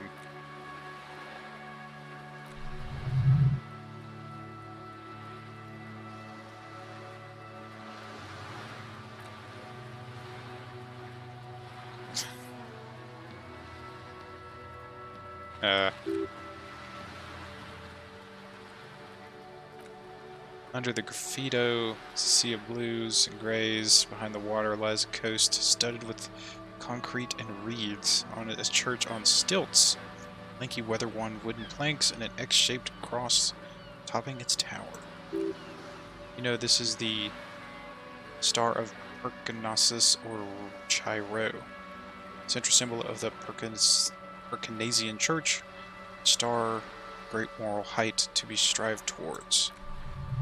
Around the large wooden building, you see chunks of sea ice gathered on the beach and a small tent set up on the ice. Interesting.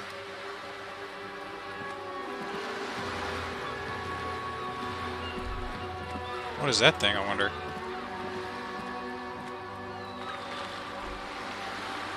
I do hear the distant squall of seabirds.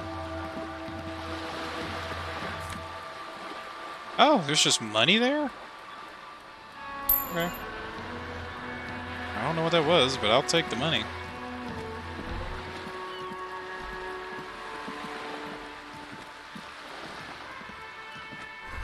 Splatter of bullet holes lines the wall. That's crazy.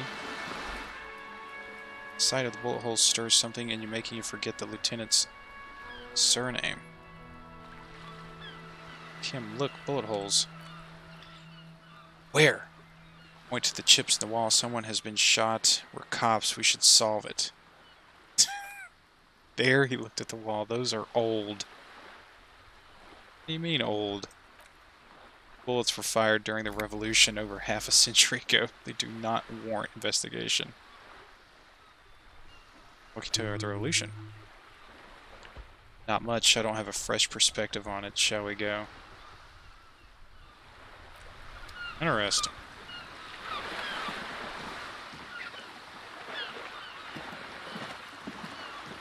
What is that thing, I wonder? Oh!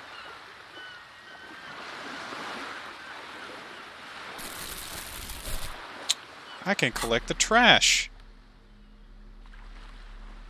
How do I equip it? Oh, cool. Oh, good. I'm glad it's not like every... can literally talk to everybody in the game. That would be... Yeah, we'll clean up the place. We'll do some civic service here. I am a cop. I mean, it's just as much my job to take care of the city.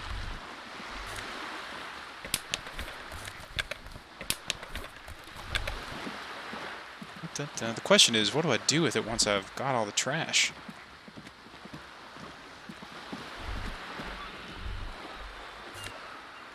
I wonder how many of these I can pick up.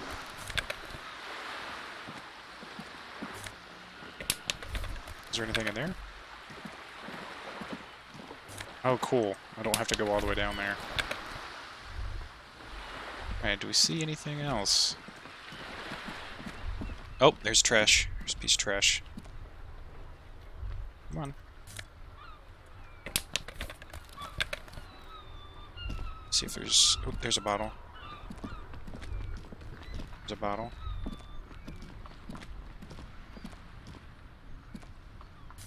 Take it.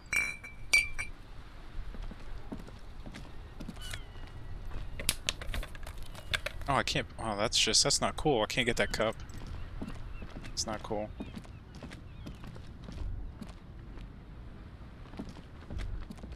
Some cool stuff down here, it looks like.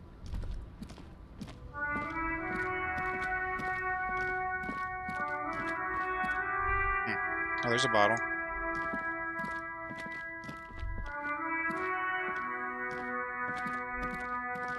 There's a lot going on here. They just kind of throw you right in, don't they? Oh wow, maybe that is where my gun and or badge is.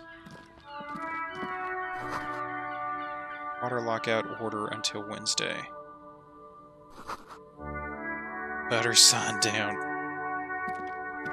Oh, look, these two guys are like talking to each other. Good morning to you, officers. A burly man hangs out by the water lock, carving up a generous serving of salami and an old hunter's knife. His eyes are fixed on a man standing on the other side of the water lock and an enormous billboard that has fallen down into the canal between them. What caused this wreckage? I wasn't here to witness it, but looks like tire tracks on the sign. Weird, huh? Then again, plenty of daredevil drivers in Revencall. Too bad. It also takes a year and a day to repair anything around here, especially a water lock. The rest of the coast is closed off till then. Do you know what's further down the coast? Can I have some of that salami? What's further? Well, there's the fishing village, an abandoned fish market, a bizarro church. Not much use for congregation, though. There always seems to be something wrong with it. Yeah, not really much. Just bombed out ruins. Huh. Sure, I'll ask for a piece of salami. Sure thing. Nice. That's nice of him to share his salami.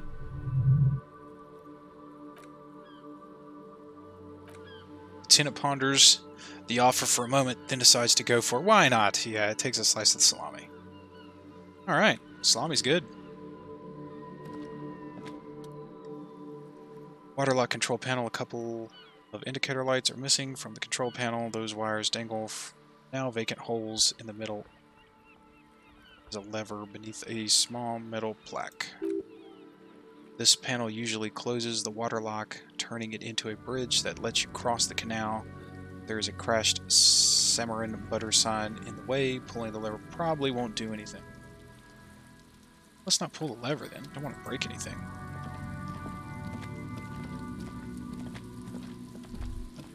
What's in there, I wonder. Oh, more trash. Look at us. We are killing it here. Fingerless gloves. Alright.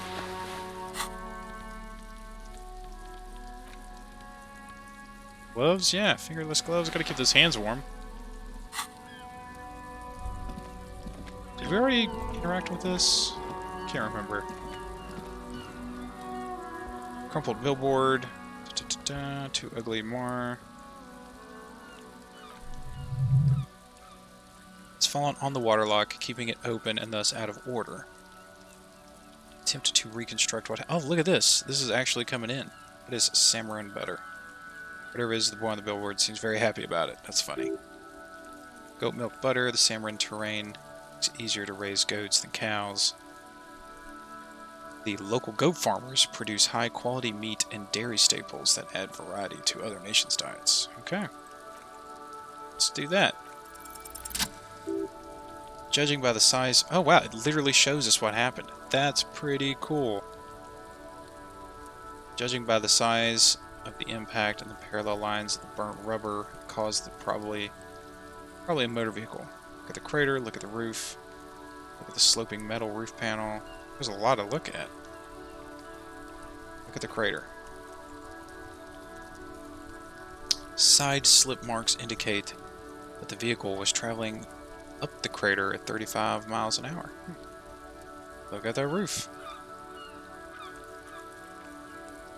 The black marks on the roof indicate the vehicle vaulted from the crater to the roof of the shack. Oh, look, it has calculations. That's funny. Look at the sloping metal roof panel. Panel served as the takeoff ramp. Okay, that makes sense. Look at the broken posts. Vehicle soared through the air, hitting the billboard and then upsetting the posts. Then it continued its flight, taking the billboard with it. Look at the sign. The sign broke the vehicle's fall into the canal. The Samarin butter billboard still looks freshly painted, suggesting it took a plunge recently. Past 72 hours. So it just happened. Still speeding, the vehicle made a loop and vanished into the fog along the coast. What was the model of this phantom vehicle? There are two good candidates, the Copus 40 and the Linea G22. Why the Copus 40? It's about the right size. The tire marks look like they came from the skinny tires frequently found on that carriage. Why the G22? Very sturdy but light motor carriage, more likely than most to survive the jump. Okay. Cool. What now? That's it. Let's go. Lieutenant looks on, waiting for you to wrap up your analysis. Cool. Oh, what? I think he wants to talk to me. Looks like he does. Any theories about what happened here? Looks like someone was in a real hurry and reckless traffic hooliganism.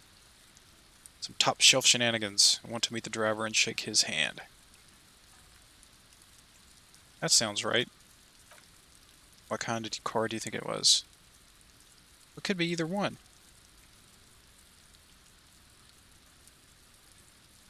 Let's go with the Cooper's 40. It's quite likely from what I could tell. Yeah, I have no idea who it could have been. We're not traffic cops. Should we get back to the murder? We should bring this driver to justice. Take the task. Let's move on. We've learned all we can here. Yeah, we should try to figure it out, right? If we must. That's funny. Poor guy. He's like, oh, I just want to do my job. Is that trash? Oh. Oh, that looks like some kind of drug. Alright, so let's go talk to these two guys over here. I didn't know we could walk through there. What is this? Who is this? Have you no shame? Whining about your back every time you bring out the measuring tape? Oh, they're playing a game. René, you're a man with a fork in a world of soup. Please, let's just try to enjoy the game, alright? I am trying to, but you keep breaking my concentration. You're old, I can see that. We're both old. Now, stop grabbing your ass like it's a girl. These manly men are playing balls. This is a ball game. Grab a ball and play it. Don't ask questions. Shoot first. Ask questions never. Shouldn't I ask what the game is first? Alright, I got this ball time. No, we should definitely ask. No, you got this. There's the ball. You're the game. Hand-eye coordination. Better observe them first. I mean, this seems like it's a good roll. Nailed it!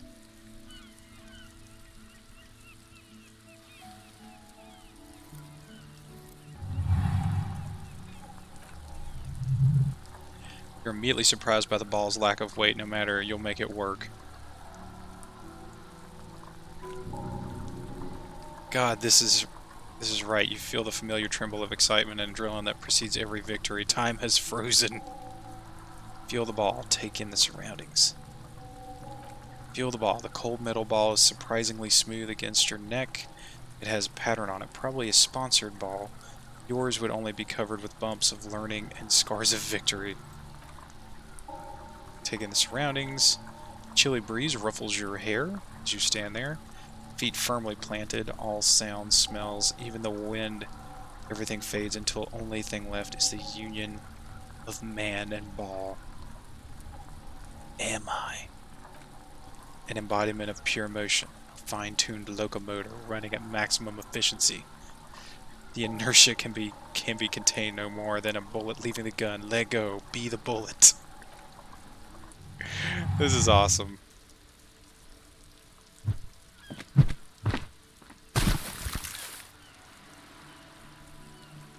I don't feel like that's what was supposed to happen.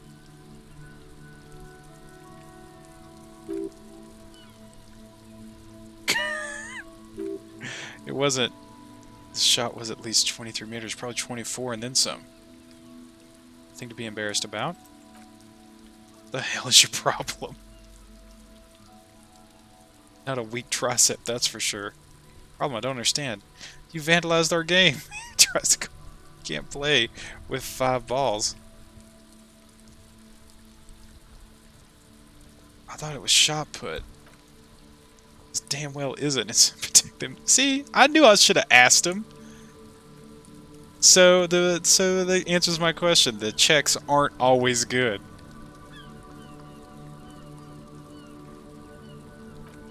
Take it easy. The Jolly One tries to defuse the situation. This is just a misunderstanding as an officer. No harm done. Of course there's harm done. You owe us a ball. Okay, I'll fix this. Yeah, I'll fix it.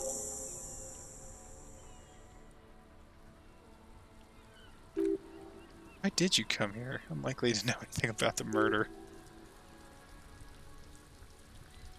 Know anything about the man hanged? Unfortunately, I don't. He shrugs. Unlike most of the locals, I have no qualms about assisting law enforcement, but this affair has passed me by completely. In Martinez, the union is the law, so can you really blame them? But you don't have a problem with cops. Cop is a pejorative term. I don't have a problem with the policeman. On the contrary, I admire the effort to bring order to our streets. He doesn't know about the crime. Your time is better spent discussing politics. What about police women? So you don't have any... So again, you don't know anything.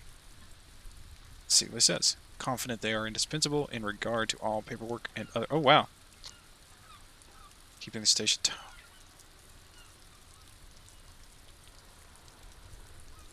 But you must agree the nature in her wisdom made men more fit to perform certain more challenging tasks. I don't think there's any here.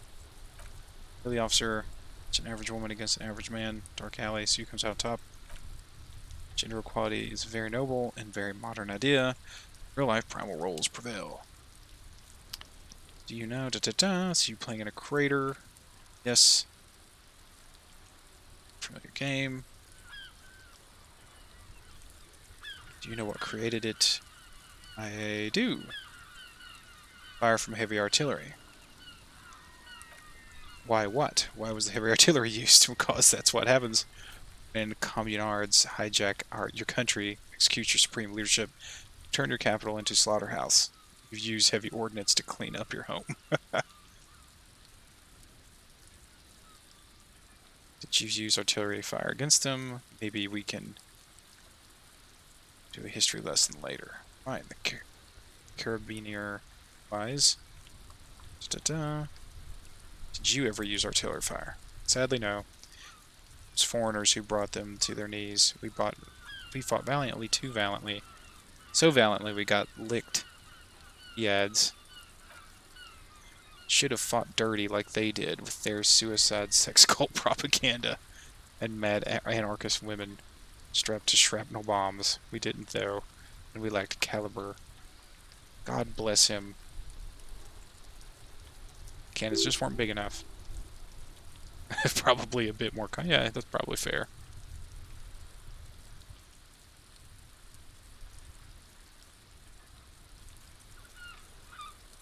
They should have chosen a place away from people and buildings. This place is damn beachhead, son, he says, pointing to the bay. They had to soften the commies up first. Oh yeah, that makes sense. Yes, he nods, inspecting you with disdain. The military coordinated amphibious landing to retake Revacol. Thought there was an N there. Martinez was used... Oh, that's interesting. As one of the 3 footholds in Revacol during Operational Death Blow in 08. The other 2 are off in Stella Maris and the Delta, west-northeast. Nod thoughtfully. Death Blow sounds grim. This here is blood ground where the coalition boots first made landfall and cleaned those rabid dogs out, most likely, he says, looking down at the soil, or playing and take on their mangled corpses. Oy. Blood ground, the other one shakes his head. You got old Rene going there, like he isn't angry enough already. Is that why everything's bombed out? Hold on, the coalition. Don't get me wrong, officer, I hate those foreign dogs, but they enemy of my enemy and all that. They're the lesser evil. So everything's so bombed out.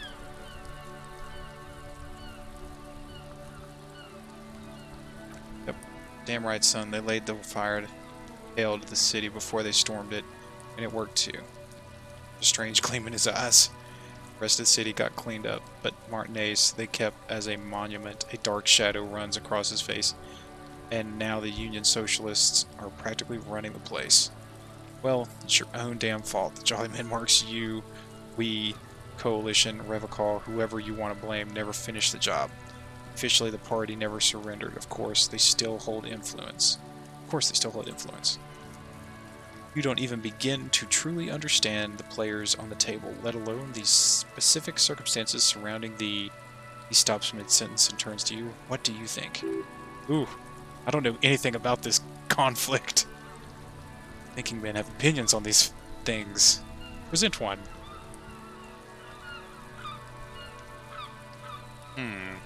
Foreign powers cleaned up our mess and now they rule us. Coalition seems quite capable. Commies just don't understand how money works. Well, isn't that quite literally what happened?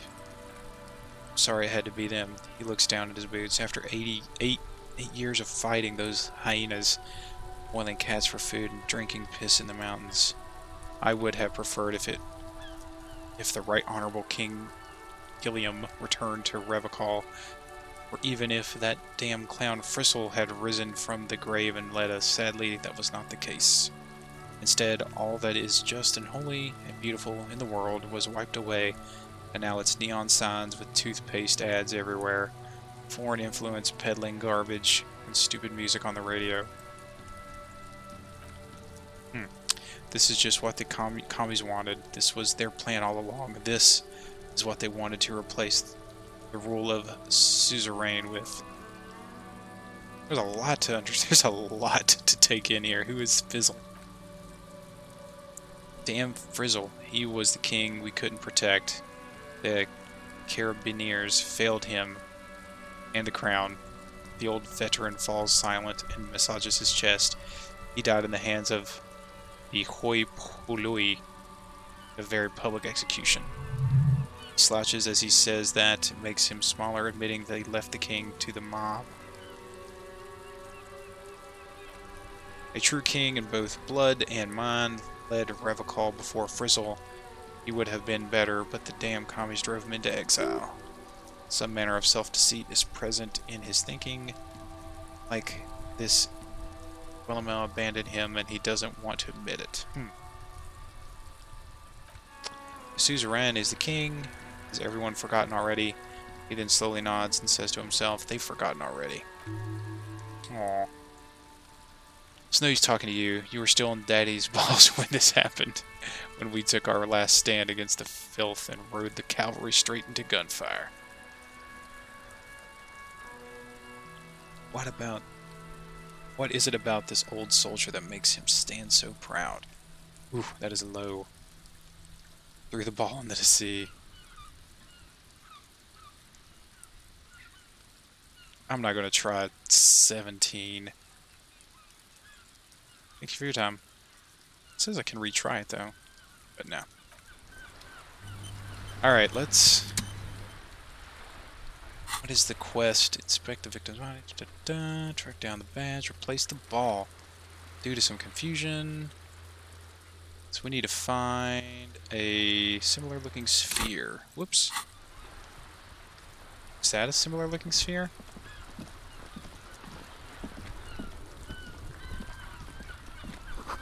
Enormous. That's funny. Alright, we're gonna pick up some more trash. I'm sure this is just riveting.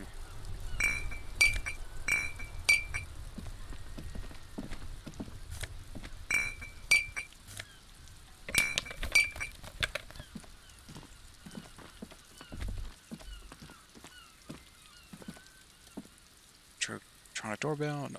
Call box with a matrix of push buttons, lists Companies in East Delta Commerce Center. Huh.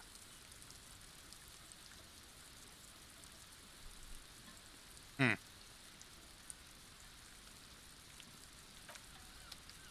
That does.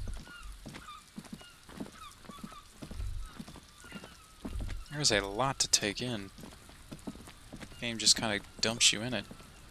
The RCM in Martinez? What can I help you with? Some Of questions. course. What can I help you with? Who are you? I'm just a gardener.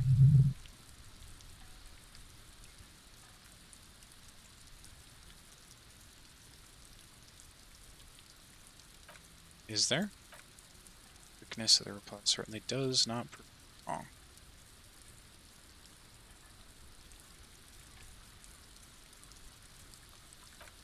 I'm pleased to meet you too, officer. You need directions, of course. Looking for a dead body. Where am I? Da-da-da. That's all for now. Okay.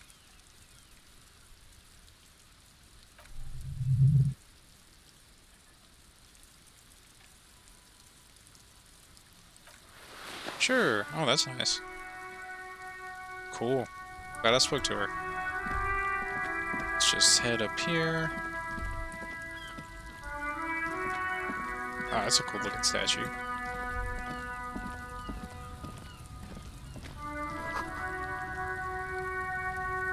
That's funny.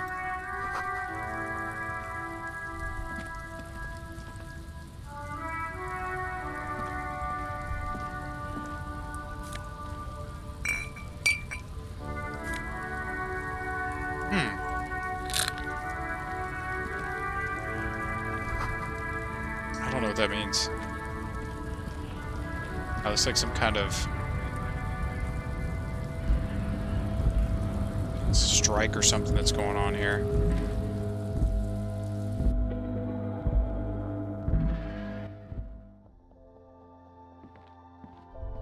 Wow, there's just a lot of stuff going on.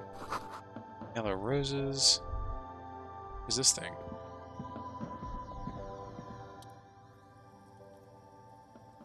One bottle, 10 cents. Oh, cool. I can literally get money from my bottles.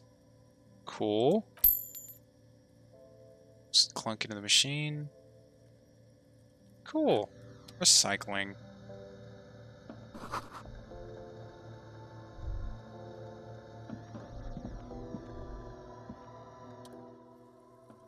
Knick-knack stand. You see several packaged raincoats fill shelf beneath the display.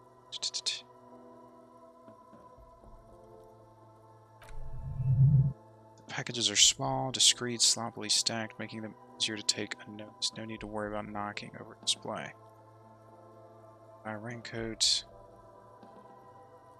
Let's not do that. Do they have any balls?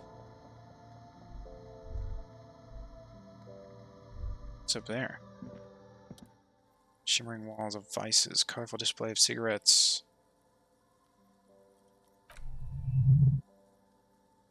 Smokes 2.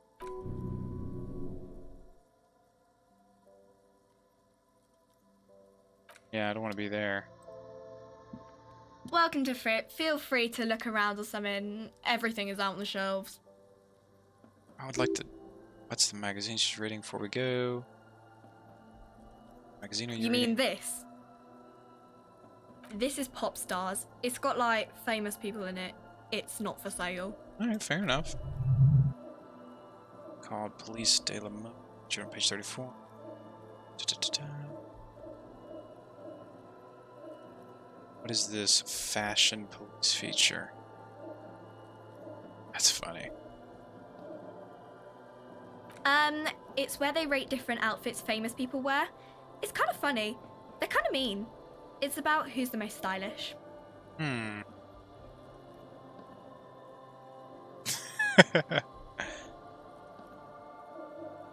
So who's the most stylish there? Can't be anyone from here. Anita, she's a model. Usually it's a model. Or a singer-songwriter. Or a... We are not the fashion police. We're the real police. I don't know. Frit. Ah, that's funny. I think they think that the extra T makes it funkier. Funkier. It doesn't. Story goes that normal Frit with 2 T's, a men's workwear shop in Vertifort was already taken, so when Frit Retail Inc. grew into a multinational corporation, they had to add an extra letter. Interesting. Okay, I'm not really supposed to be chatting to anyone, but... Didn't really know anything. I mean, I know it's there, but I haven't seen it. Do you know the man who died? How long has he been there? What do you think happened? Not really, not really. Does it mean you knew him a little? Oh. No, really long? I don't know. No need to worry.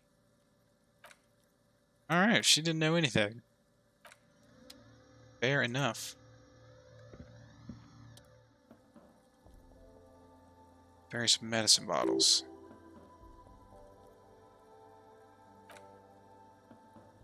I don't want to buy anything like that. Okay, so this is like a shop I can buy stuff in. Got it.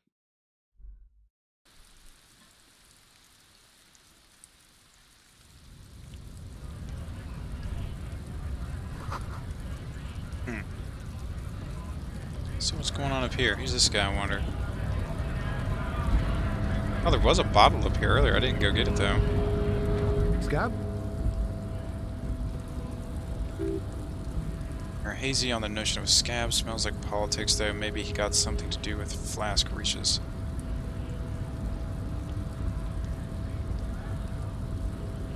Not a scab, I'm a cop.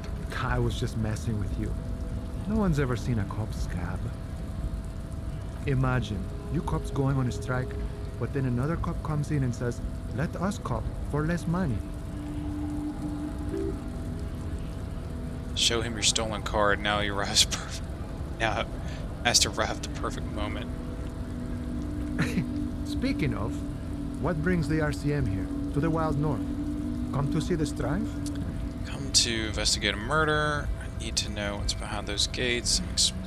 I'm actually a worker like you guys. Come to investigate a murder. Sounds like a lot of hard work. You're right, it's almost impossible. I'm 91% sure I'll never get it solved. Want to help me solve it? Tell me who did it. Of course. Was it me? Throw me out. You didn't do it. It's the truth. Huh. That's good to know. What's the strike about? You know, serious business. I'm sure the big boss would be glad to tell you. He's a chatty guy. Wants to talk about the strike too, just can't break command structure to tell you now. Actually a worker. What's behind the gates? A friend, I respect the right to roam. The open range awaits. He gazes over the roundabout with a glint of longing. Does that mean you can let me through the gate? I don't operate it in that capacity. I'm not a granter of passage. Passage grants itself. It's all so simple. Why don't the strikebreakers just go up the stairs? It's simple. I just walk in. I walk right past Measurehead and go in. Past Measurehead. Yeah. He's a 2.5 meter tall. Simmons says, supremacist there. He points to the bridge above the gates. Walk right past him. Right. Then press the button to unlock the door. Aha. And go past him again. Okay. And you enter the harbor through the office. That's funny. Actually quite difficult. Don't worry, I'm sure it's not completely impossible. Well, I don't think I can beat him in a physical confrontation. Or you can convert to his worldview. He strokes his mustache. Maybe it actually is completely impossible.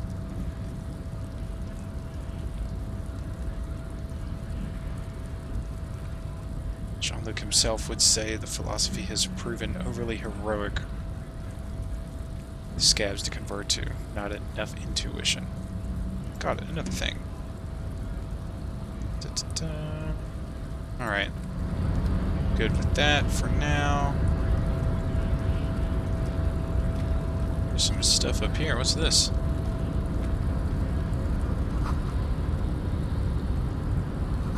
There's no lock-picking, door-kicking this one. In case of strike, press button behind guard.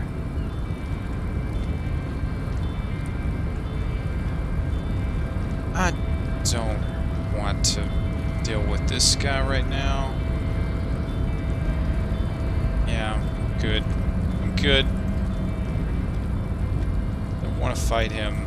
He's gonna kill me.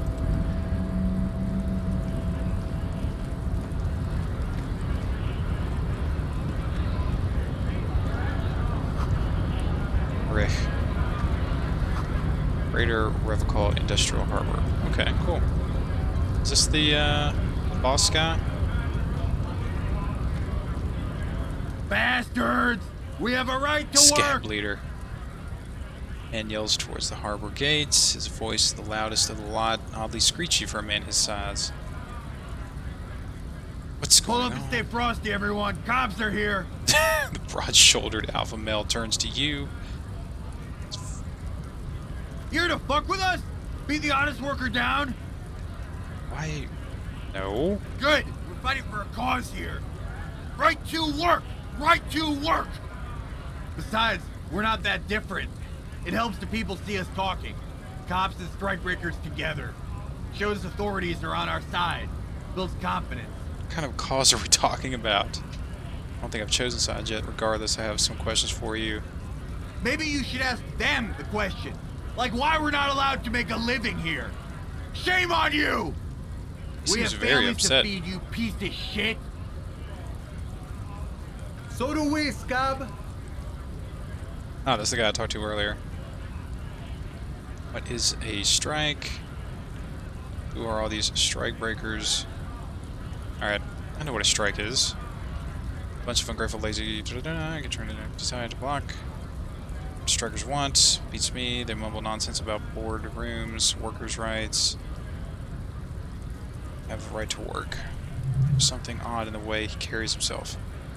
His set of clothing looks vaguely mismatched, the different pieces of attire seem ill-fitting. What does that mean? His shirt is far too small and unpleasantly tight fit, while the overalls held up by a belt seem to fit a man with much more corpulence. Wearing new clothes? He ignores your question, choosing instead to turn to the emaciated workers, raising both fists in the air. Clothes are obviously not his. Oh, you're right. It even looks like it's very tight there. Silence is your answer. There's something off here, but he won't say what. Who are these strikebreakers? Honest men and women with rights to work, to be useful, not toys for corporate interest. The man runs a hand through his steady graying military haircut. We came here to help the harbor run smoothly in time of crisis. If union bucks don't want work, they ought let in those who do want work.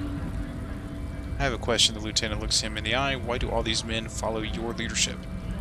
Think they follow because I'm big and loud? No, they follow rules of the market, the rules of the economy, because they were, he starts spelling, given a job to do. Been talking to him for quite a while. Something is off with this guy. Ask him where he's from.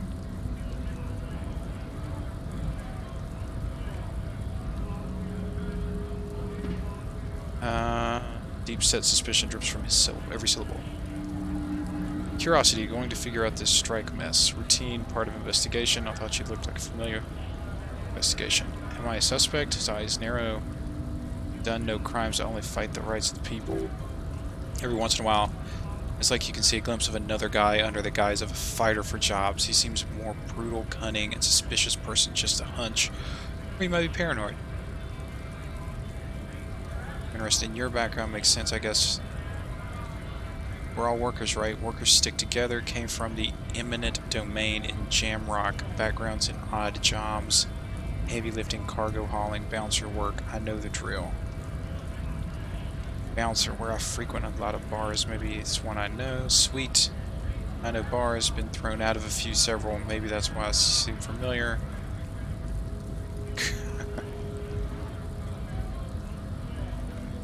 Worked at Territorial. Ring a bell. Right now, but I might have been there. I don't really remember things well. Never heard of it, are you lying? He squints at you. A little spark of violence guttered in his eyes. He blinks and turns to his men. We're done here. I have a strike to break. Huh. I didn't get to ask him all my questions, but that seems like maybe I was onto something.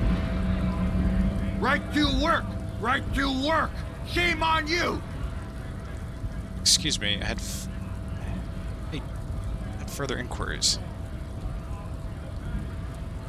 I'm going to waste less of my time. Yeah, we'll see. What's your goal here?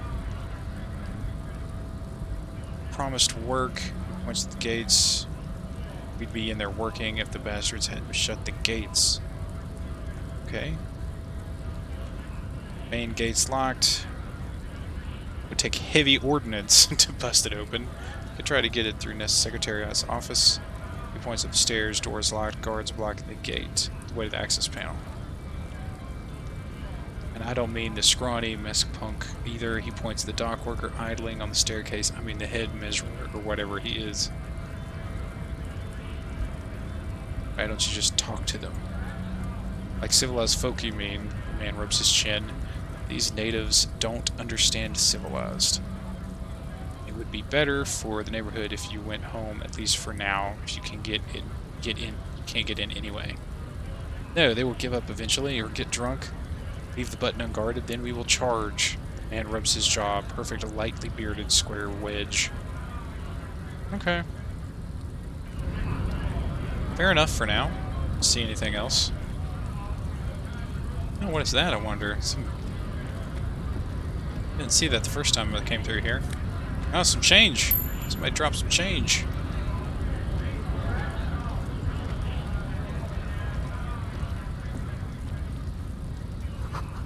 The lorries probably stored fuel here. Oh, more change. Nice. Hey, I wonder if that's the car that did the jump. Okay, in good condition. Stas Rachko, one of the finest motor carriages ever. Oldie but a goodie. Drives these. Not many people outside Garad. Revocol West 2 at Peters. Hey Kim, check this out. That's a classic model, Lieutenant replies with a nod. Never thought I'd see another one repainted after what happened last time.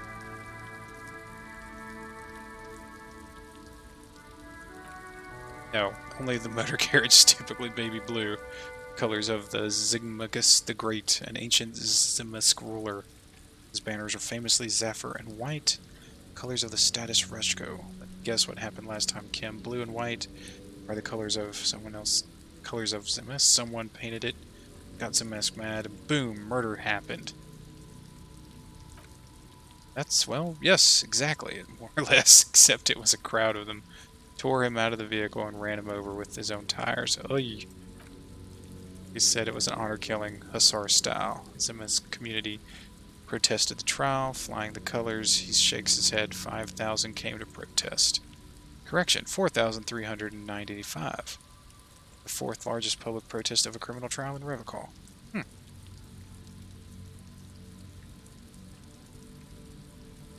Kim, could you imagine?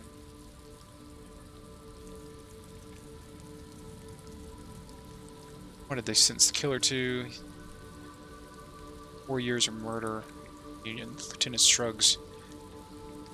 The perps were remorseful. Their story knocked 8 years off the sentence. Prisoners in the greater Revocol Industrial Harbor are already full.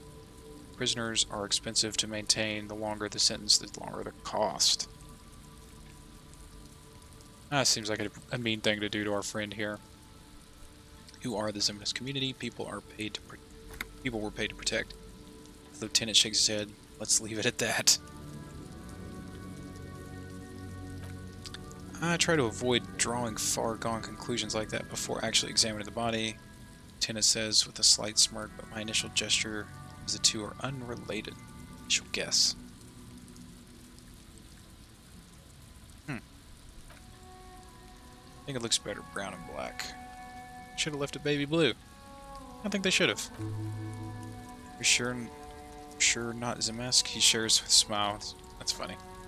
Yes, you're sure you're not. Or, if you are, it's only in that Revocolian way. 4 or 5% maximum. That's funny.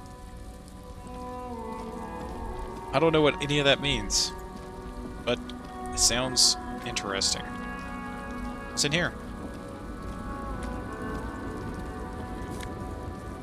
More change. Oh, lady. Pale driver, the small wrinkled woman, does not greet you. She nods along to something on her radio. The photograph is clutched in her hands, and there is a warm smile on her face. Photo, amber type from the turn of the century, as golden as her smile. Excuse me, ma'am, I'd like to ask you some questions. Snap your fingers. Wait. She's just a distracted old woman. Better leave her Better alone. leave her alone. Okay. Why? Why? I just told you why. Alright, fair enough. We don't have to talk to her. Something in here? White tank top. Take it. Might need it. What is this? Looks like a statue to maybe one of the kings. Horseback monument. An old monument stands in the middle of the traffic island, pointing towards the sea. Looks as if it's been reassembled piece by piece, secured and mounted in the air with the aid of numerous ropes and rods. Who is this? Silver plaque on the statue's pedestal reads, I am Philip III, the Squanderer, the greatest of the Philippian kings of Revocol, son of Philippi II, the second, the opulent, father of Philippi IV, the insane. Oh, that doesn't sound good. As you look up, you notice something about the statue. There are some odd indentations on the king's chest piece. Indentations, what do I see? What did this king do?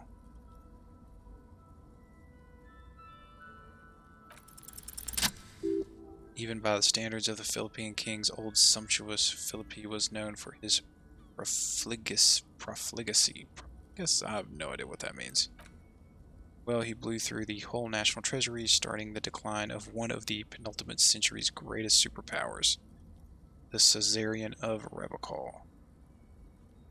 Ah, so he's the reason he started the decline of the country. His own maladministration foreshadowed the fall of the monarchy during the Anticentennial Revolution, an end of his family line, and the monarchy on the Insuladinian Isola. Wow, they really just throw some words in here. How did he manage to blow through the entire national treasury? Fair enough. Stories have said that he had his bedroom converted into a treasure chamber, where he stored unfathomable wealth, bars of gold, ornate weapons, and various chalices. Interesting. Called it Sol Arum. It was obscene. There were whispers he slept on huge piles of gold-dipped feathers like some obscene dragon, instead of a bed like a normal person. Hustler style. King is the king, he can do anything. Wait, really? There's no way that's true. But wait, you haven't even heard about the fabled cocaine addiction. The what now? See, old Philippi wasn't just good at squandering the national treasury on gold and ceremonial weapons, he also is a prodigious snorter of nose candy. Not all just any nose candy, though. We're talking Royal Philippian Blow, allegedly twice as potent as the stuff you'd find nowadays, in purple. Philippian cocaine was purple. This is a lot to process. His Majesty's courtier said it helped him connect with the higher realms. That's funny. That's what the revolutionaries said 150 years later, right before they emptied out the royal mausoleum and dumped His Majesty's mortal remains in the Insulindian Bay. Right. Beneath the cold waters of the Insulindian Bay, thrown there by the revolutionaries after they cleaned out the royal mausoleum. The original was blown apart by communards, then further damaged during the landing of the coalition's airships during the turn of the century revolution. Martin's sail was leveled. Martinez, sorry. Most historians think the coalition's hasty landing may have ultimately saved the statue. If the communards had more time, they would have reduced it to even finer pieces. Restored the monument. Some years ago, a group of liberal, artistically inclined individuals, designers mostly, thought it would be ironic to restore the statue from the most wasteful ruler of Revocol in the poorest part of the city. That's pretty rough. The statue is supposed to capture the moment it was blown apart, like an instant frozen in time, a rare butterfly trapped in amber floating on a sea of shit. I really don't get art. Neither do people in Martinez. The statue has proved to be controversial in a neighborhood mostly populated by the left-leaning working class. Those critics might have it wrong, though. There's more to it than just ironism. But you can't say what precisely. Perhaps this art mystery will be solved at a later time. Fair enough. Philip III, the squanderer, however, with his bronze face up in the air, doesn't seem concerned about what hoi-polloi think of him in death. Not that he ever did in life either. Something with great kinetic energy seems to have impacted the cuirass around where the heart is. A bullet. Someone shot him in the heart. Oh, he cleans his glasses before looking up. I can't see, but I'll take your word for it. What do you think? Well, Martinez is riddled with bullet holes. This place saw a lot of action during the Revolution. The statue is recently renovated, so maybe a joke, target practice, or a political statement.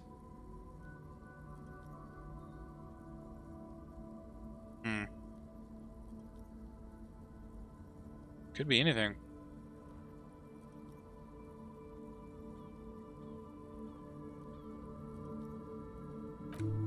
Why not? He shrugs. What this shows us, guns aren't too uncommon here and people still shoot them, sometimes at kings. He takes a note in his book. Alright, onward.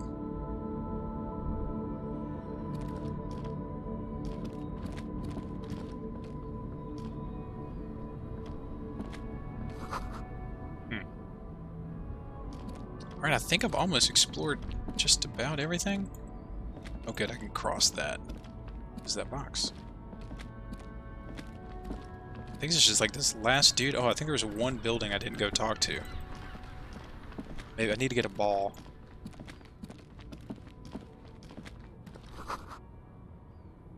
I need to go talk to that guy about the girl.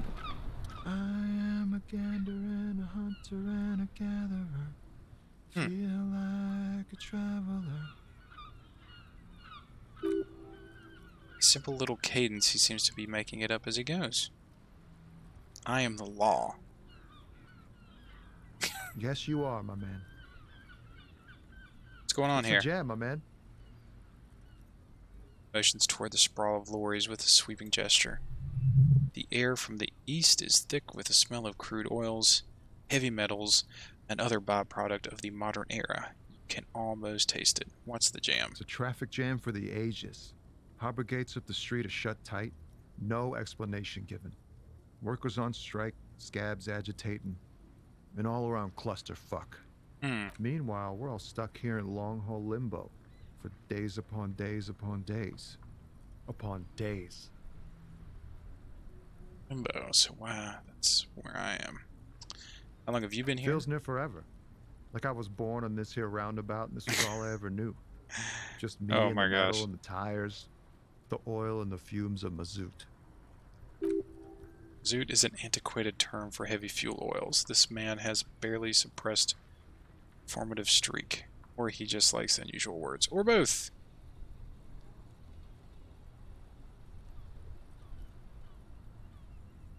Extravagantly phrased, but I can roll with it. Yeah, imagine. It's been a whole week already. So tell me, what do you need? Tell me about the strike. Know anything about the dead man? What are you hauling anyway? Okay, let's start with the strike. It's like whatever's going on over there at the docks, workers got a blockade set up, making demands. No way in or out.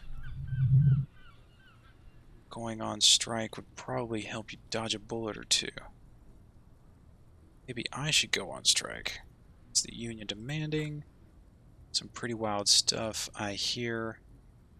Like a giant new power crane in half the company. I forgot what exactly. Good on them. I've heard talk there's a company rep in town too, like a strike negotiator type. They'd know what's up, precise demands, and so on. Oh yes, from the Wild Pines, he takes notes. Meet her soon enough, I'm sure. What do you think? Company wants... They want to keep that money flowing in, my man. Makes sense. Ka-ching. He doesn't blame them, but he's not on their side, that's for sure. Anything else? He thinks, yeah, this ain't really my area of expertise. I just do my job and get paid. I have things to do and places to be. All of us do. All of who? Us, lorry drivers. Cheminors. A few still hang around here waiting for this mess to end. Most have scurried off somewhere else to get drunk or high or laid. He smiles awkwardly. Not that I blame him. Not my thing. Chasing transient pleasures is a drag these days. I prefer the examined life now. Thinking, reflecting, observing, glances down the road toward the horizon, a glint of something in his eyes. What's better than chasing transient pleasures? The more transient, the better. When one's ended, get on to the next one. He tries his best to look nonchalant, but there's a rigidity in him, and of trying to conceal something warm and deep beneath the cool exterior. What do you see in his eyes? Oh, empathy. 1. Think I want to fail that one. Know anything about the dead man? He ain't one of us drivers. I know that. All accounted for. Otherwise, I haven't really asked about that. Been wasting time right here, keeping busy. It's easy to see he's telling the truth. He's kept his nose out of the dark stuff. Busy with what? Analyzing the fundamental structures and psychological conditions of being stranded in the midst of a sea of motor lorries and their sad, despondent chauffeurs. And your conclusion. Sense of surprise, there ain't more bodies hanging from those trees. Fair enough. High-grade narcotics, illegal firearms, stuff like that. Relax, he's merely joking. Okay, what are you actually hauling? Can't even get a few jokes past you, my man. I've got another haul of FALN cargo, mostly sporting goods, tracksuits, that kind of thing. They usually get shipped to Grodd and the Occident, though they've been making headway in the Elysium market lately. So that's the machine behind you. Can I get one of those tracksuits? Sure. We're pals and all, but I can't freely hand merchandise. Fair enough. It's a rock beauty. He points to the lorry with his thumb. Sure is like a rash you can't get rid of. You're interested in heavy-duty cargo machinery. Da-da-da. This one looks roughed up. 6 you got there. Yes, these lorries are pretty neat. Good eye, my man. Yep, she's an old one, but reliable. He gives the lorry a friendly knock. He and her spend a long time together. Cool. So nothing illegal then. Not unless they've illegalized sports equipment.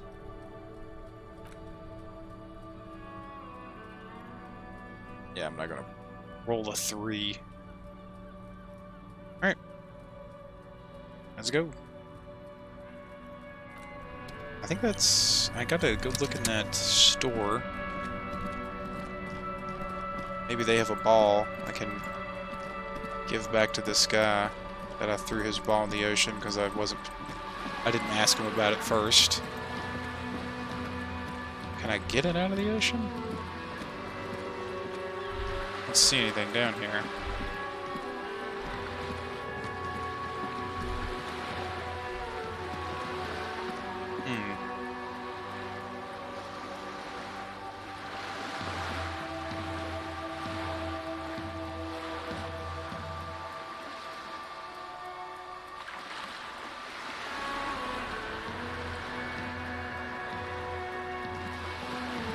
Let's see. I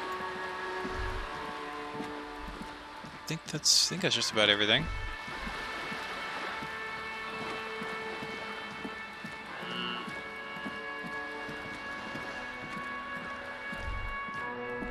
Hello, sir. Step right in. The store is open. Oh, she seems nice. I am the law. Hello. Are you interested in a new and exciting book? It's a bookstore, sir. We sell books, postcards, and some board games. It's called Crime, Romance, and Biographies of Famous People. That's a very descriptive name. Books, postcards, easy. Even a kid would know all of this. Little girl, I know what a book is. Books are like very long letters with the stories inside them. Don't be a fool. As an expert, it's your duty to tell what you know to everyone. Sir, are you okay? You've been standing here silently for a while now. Okay, sir. I'll try to answer any questions you have. I hope they're about books. What's your name? My name is Annette, sir. My mom, her name is... gosh, I don't know. I can't say these things. She owns the store. She's inside minding the register. Or organizing the stock. Girl gazes at the window, then suddenly jolts, her eyes wide as if recalling something. Feel free to step in and browse our wares. Okay, I guess I will. Shouldn't you be at school? I do my studies at home. I have to help Mom get this place running.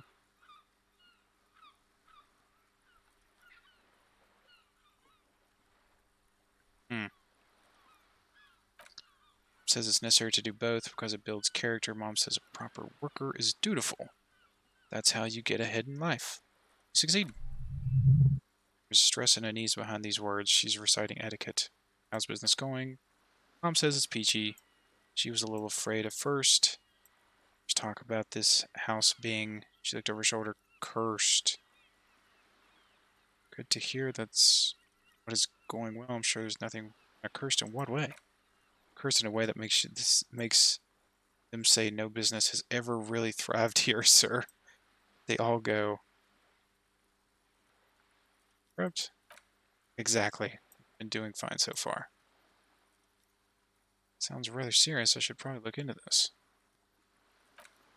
Can go into the bookstore and ask about the case, but I don't see much more to look into here. Yes, please do look at all of our wares inside. The postcards and board games are there, sir. Didn't know about the other failed businesses. Nothing really, sir. Mom doesn't allow me to sneak around the back rooms or the cellar. Don't really know what's there. How does this curse manifest itself? It does not manifest itself in any way. It does not exist. I like it better when we were talking about whether it's appropriate to stand outside in the freezing weather. Kim, the plasma manifest. That's funny. No such thing. That's funny. Anything else you want to talk about? What is this crime business? What is romance? Crime? Fiction? Blah, blah, blah. Wait. Crime fiction. Why would anyone to read about crime? Okay, I get it. Crime, murder. Gets people going.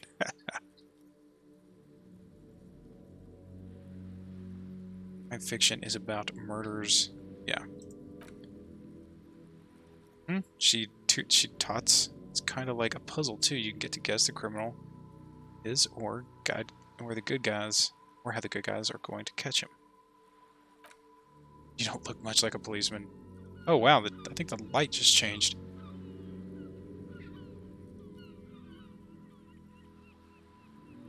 Oh, well, you don't...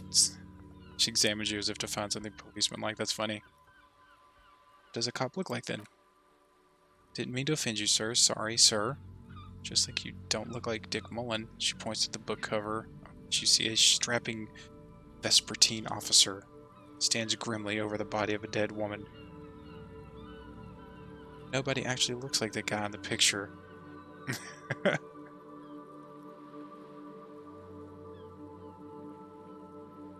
Yeah, it's your brain.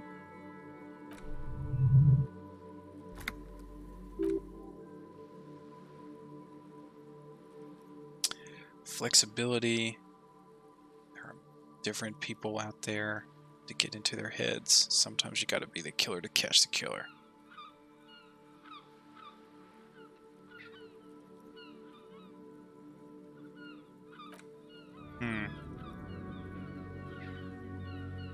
Sure, when the author does all the thinking for him. Real policemen have to think and act on their own.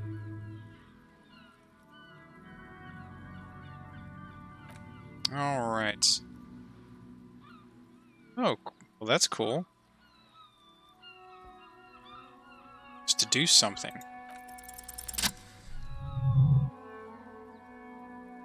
Why do you keep your hands folded?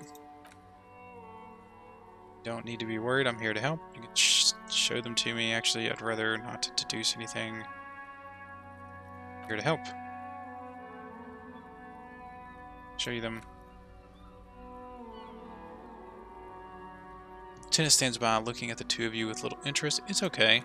She brings out her reddened hands. Her nails are frayed, nearly chewed to flesh. You bite your nails. And you knew this from me keeping my hands folded. She shoots up a suspicious glance. Super simple as It's super simple for a detective such as myself. Yeah. Anyone would be an easy could do an easy deduction like that. Her eyes flash with defiance. She's not impressed. But I can figure out why you bite your nails. She nods, half provocative, half enthusiastic. Mother, and you presume pressure's been rats have been nibbling on your fingers. You're recycling. It's an intense dedication to the way of business. There's no... I really hope it's the first one. Dismay flickers in her eyes. Maybe so, sir. Okay, I know it's a bad habit. I shouldn't. Either way, another ace deduction. The #1 detective in town. I hope this entertained you. It's okay, sir. There's more that can be achieved here. Ask her to do the same. You think so? Fine, do better. To do something about me. Okay.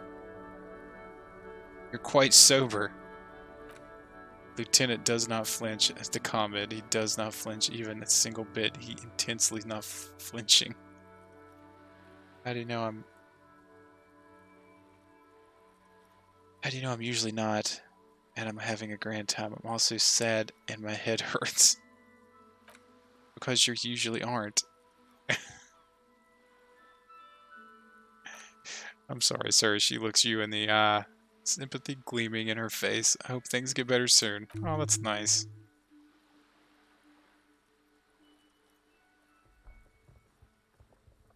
The whole situation suddenly feels similar somehow.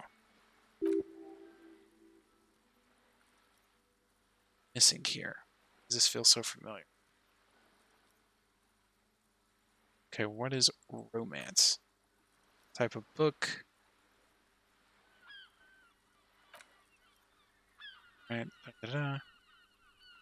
Good man. Type of book where there's a rich lady and she has to choose between a good man and a bad man. Or there could be a story about a poor lady getting a rich man. It's about a man and lady business, sir. It's about man and lady business. What about a book where the man and lady business doesn't work out at all? It's enough romance for me. It's not a proper romance story. It's more like everyday life. Oh, womp womp. Romance books, they're about nice pretty people, and everyone's happy in the end. That's enough about that. Okay, that's good. I don't really know. I was hoping to find the balls to replace the one I threw into the ocean.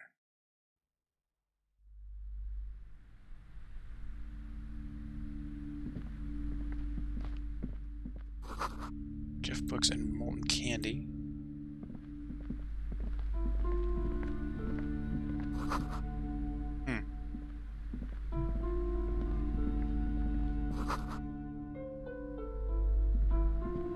Let's go check out.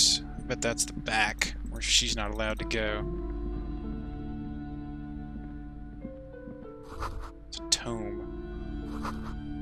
There's the most interesting thing about fascists was their magic. Interesting.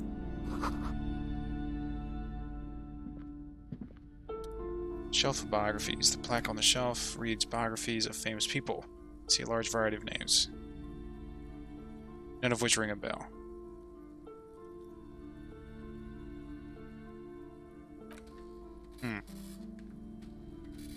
Greatest innocence, yet most certainly it's an important educational tool delving into the depths of history, religion, and the relation to innocentic power.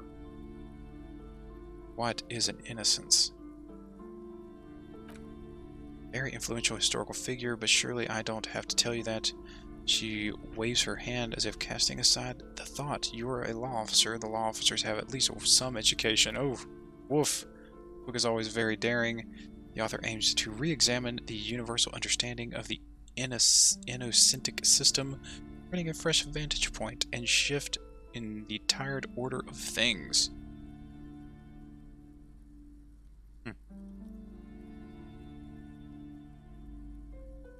So you recommend it? Certainly. It's prudent for a person to have at least an elementary understanding of the history and society. Imagine the chaos would be in otherwise. Like, you should get this one, definitely. It's important. Somehow there's something personal inside. Ooh, it's a lot of money. Okay, sure. Trust my inner self.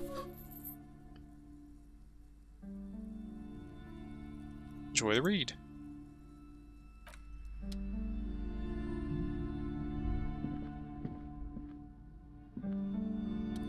Map wall. Several maps have been attached to the bulletin board.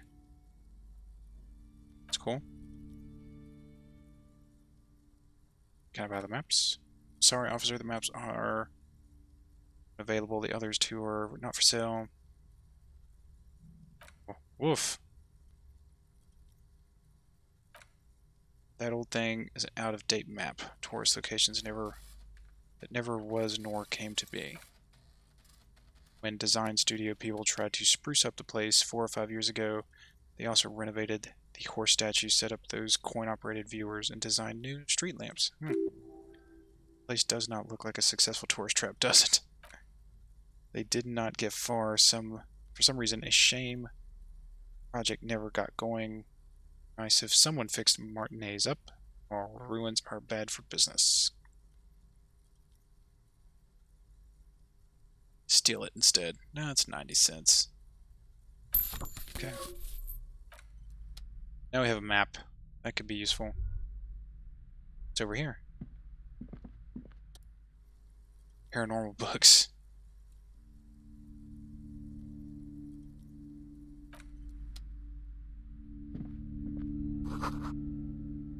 Okay. And good over here.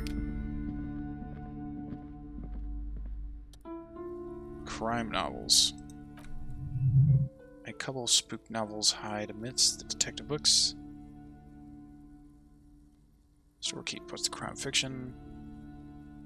What's all this crime fiction? Nah. Okay, let's talk to her. Welcome to Crime, Romance, and be welcome. And please take responsibility for the energy you bring into this space. I am the proudest owner of our little shop of culture.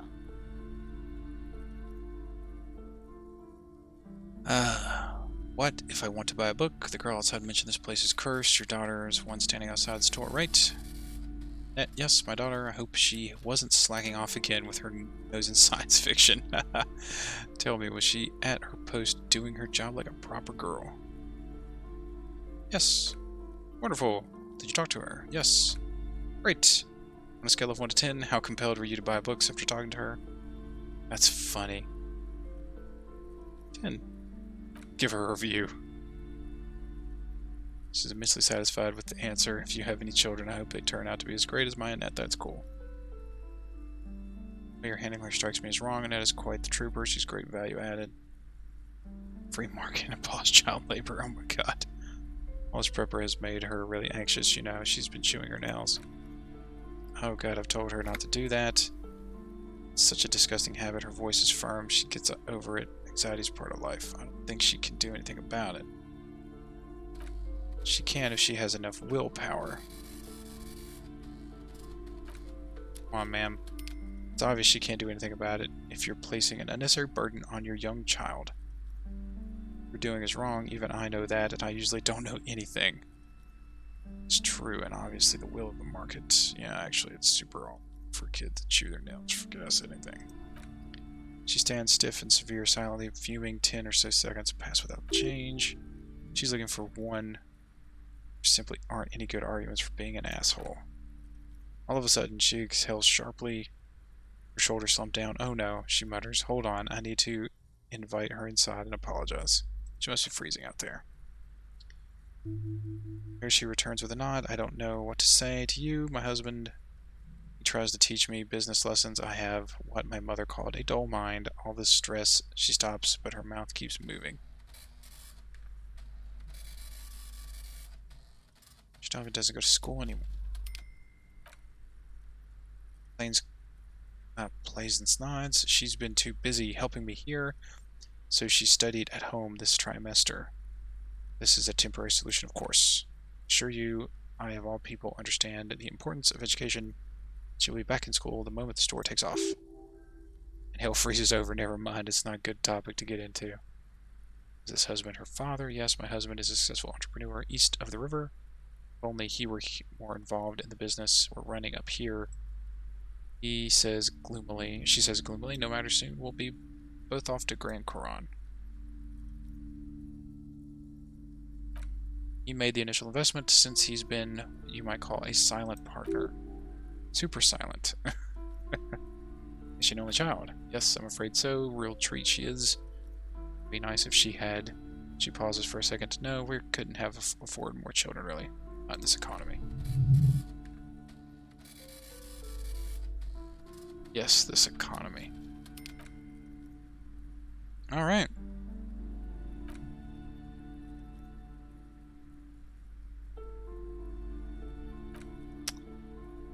Then you're talking to me. Everything is on the shelves. Don't you feel compelled to buy anything?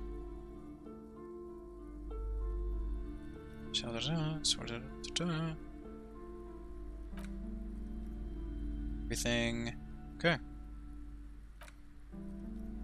Very well. I got a book.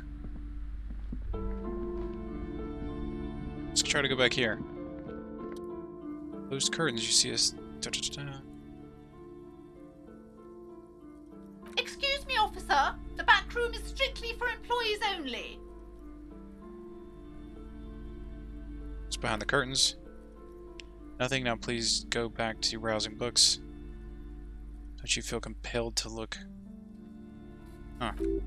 She speaks almost as if she's trying to put a spell on you, urging you to buy more books.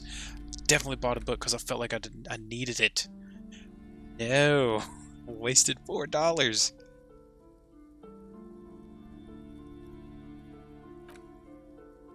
You see some kind of charm, an irregular polyhedron assembled from bones, sticks and straws inside a disturbing fish head with empty eyes. Oh my goodness. The looks of it, this is a traditional Simonese ward meant to provide protection against ill luck, bad dreams, curses, and other supernatural scourges. Simonese, inhabitants of the Ile de Fantôme, Simonese Islands south. Aside from poking at it suspiciously, there's nothing else to do with the fish head charm at this time. The curtains remain shut before you. Open the curtains. Just as you're about to pull apart the curtains, the petrified voice of the shop owner cries out once more. Sir, don't touch that. I told you it's off limits. Before the customers, her hand has closed around her pendant and her fingers nervously playing with the talisman. Parapsychology speaking, you're done if you decide to open them. I won't be held responsible for your consequences. It's too dangerous. Whoa! She looks away, mumbling, why is everyone always messing with the curtains? Why can't they just buy books like normal people? This is about the curse. That's why you're afraid. And this is different. I'm a police officer. I need to get in there. But since this place is calling for me, I must investigate beyond the threshold.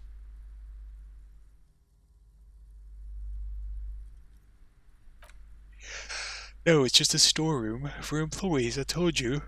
Ugh. Now please step away from the curtains. To investigate. Why? It's not like anyone has been killed there. She stops abruptly as her hand flies over her mouth. Ooh. I'm sorry, I don't mean to be so impolite. Just please don't go there. I can't allow that. You'll only make things worse and unleash the powers. Curtains do seem frail suddenly, not robust enough to contain slippery darkness. There's something weird behind the curtains.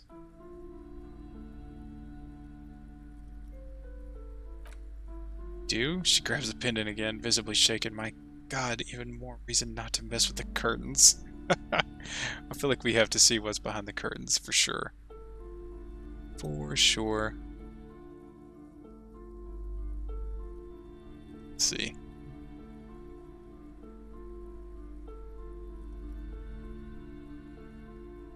Let's see what's behind the curtains. No, she raises her hand to try and stop you. Please take me, officer. Come here and let's talk this through before you decide anything extreme. The curtain's tattered with age and covered in dust hang before you.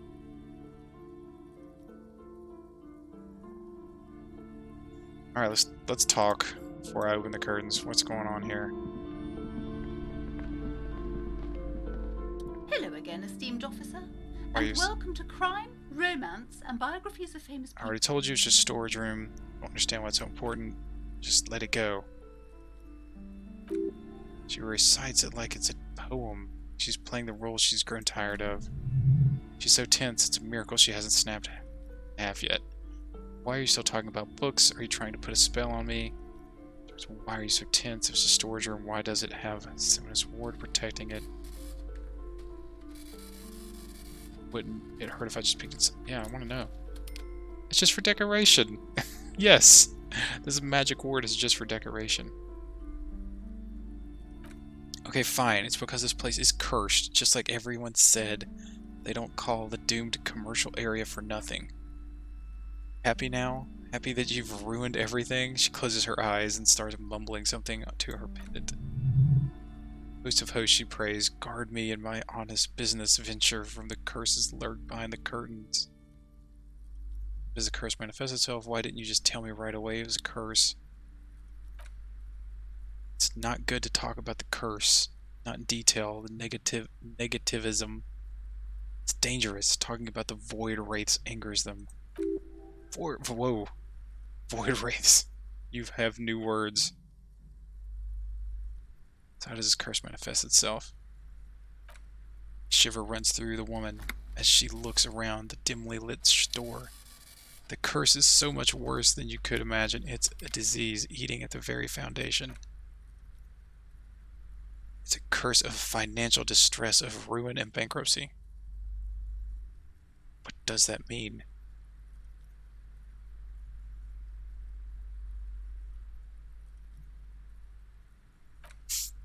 It's not just that, officer. We're dealing with something supernatural. It's the cow demons feeding off bad business practices and disappointing income statements. There's something wrong with this building. I can't tell you. Ever since I arrived, I've sensed an eerie lingering presence, as if I was unwanted here.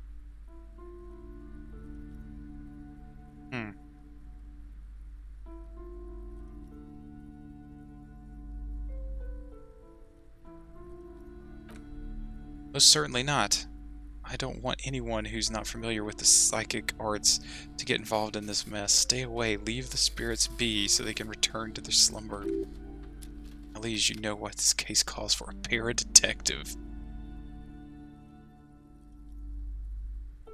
Yeah, definitely. Convince her that lets you investigate the doomed commercial area.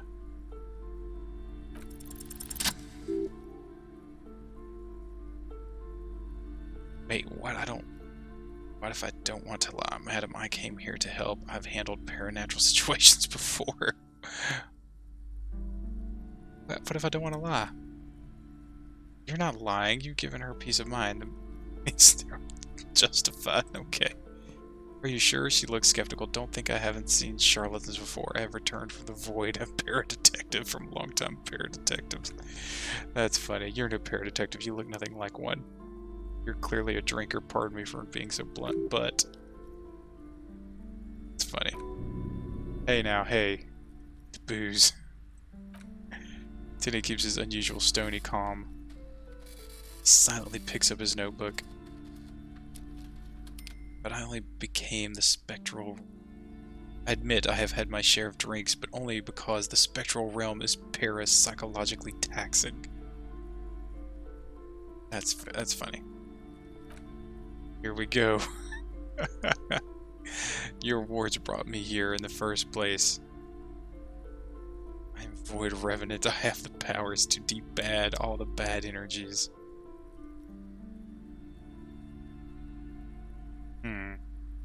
That one seems better. Your parsimonies? Oh, it means our meeting couldn't have been chance. The hand of fate has guided us. But I am not the only one at risk. I have to think of my daughter. You are certain you can help us. Keep us safe. Can't allow any collateral damage to hit us. No problem whatsoever. Your family is safe. The phantoms are no match for me. Just ask my partner Kim here. He'll vouch for me. The lieutenant has not been listening closely. Oh, huh? He mumpers. Put him on the spot. I can assure you he is a police officer. Very knowledgeable. Promise, good officer, then you might be our last hope. Actually, I'm not really feeling the vibe anymore. On my own. Alright, we got a new task. Thank you, sir. There's one more thing I haven't told you about the entity. Do not act surprised, you know these things. The entity, of course, the entity, for I have sensed its presence. You have. The entity takes the form of a woman, a witch probably. I have suspected that she must be connected to the curse ever since I first saw her. Did you know that she lives inside the chimney? Chimney, the passage between heaven and hell, of course. These aren't big enough for that. That's funny. No, this chimney is part of the building's central furnace, and it's enormous. She's barricaded herself behind some metal security curtains. God knows what she's doing there. Alright. Some unnatural magic I assume. She shivers. You should find the entity and ask what happened to all the companies in the building. What is the source of this curse? Here's the key to the warded door behind the curtains. Take it. Oh, and please do return to me after you've looked around. I'm quite anxious to know what she has to say about the curse. What you discover in there. What you discover? Probably just some office space. Don't be scared.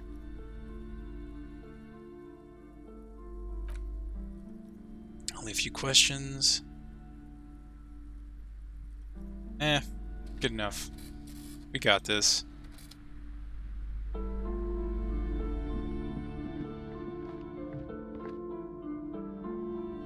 Oh, it's midnight.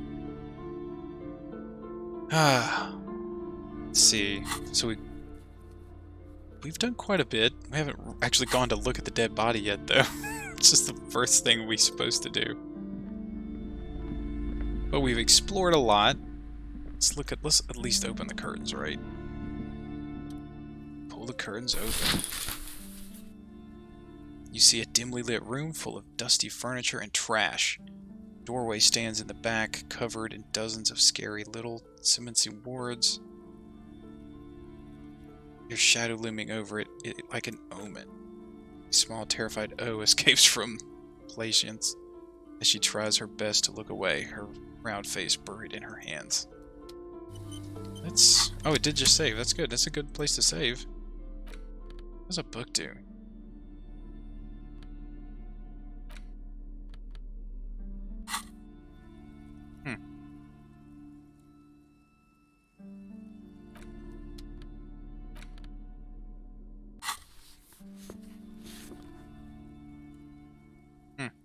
I guess I can look at it.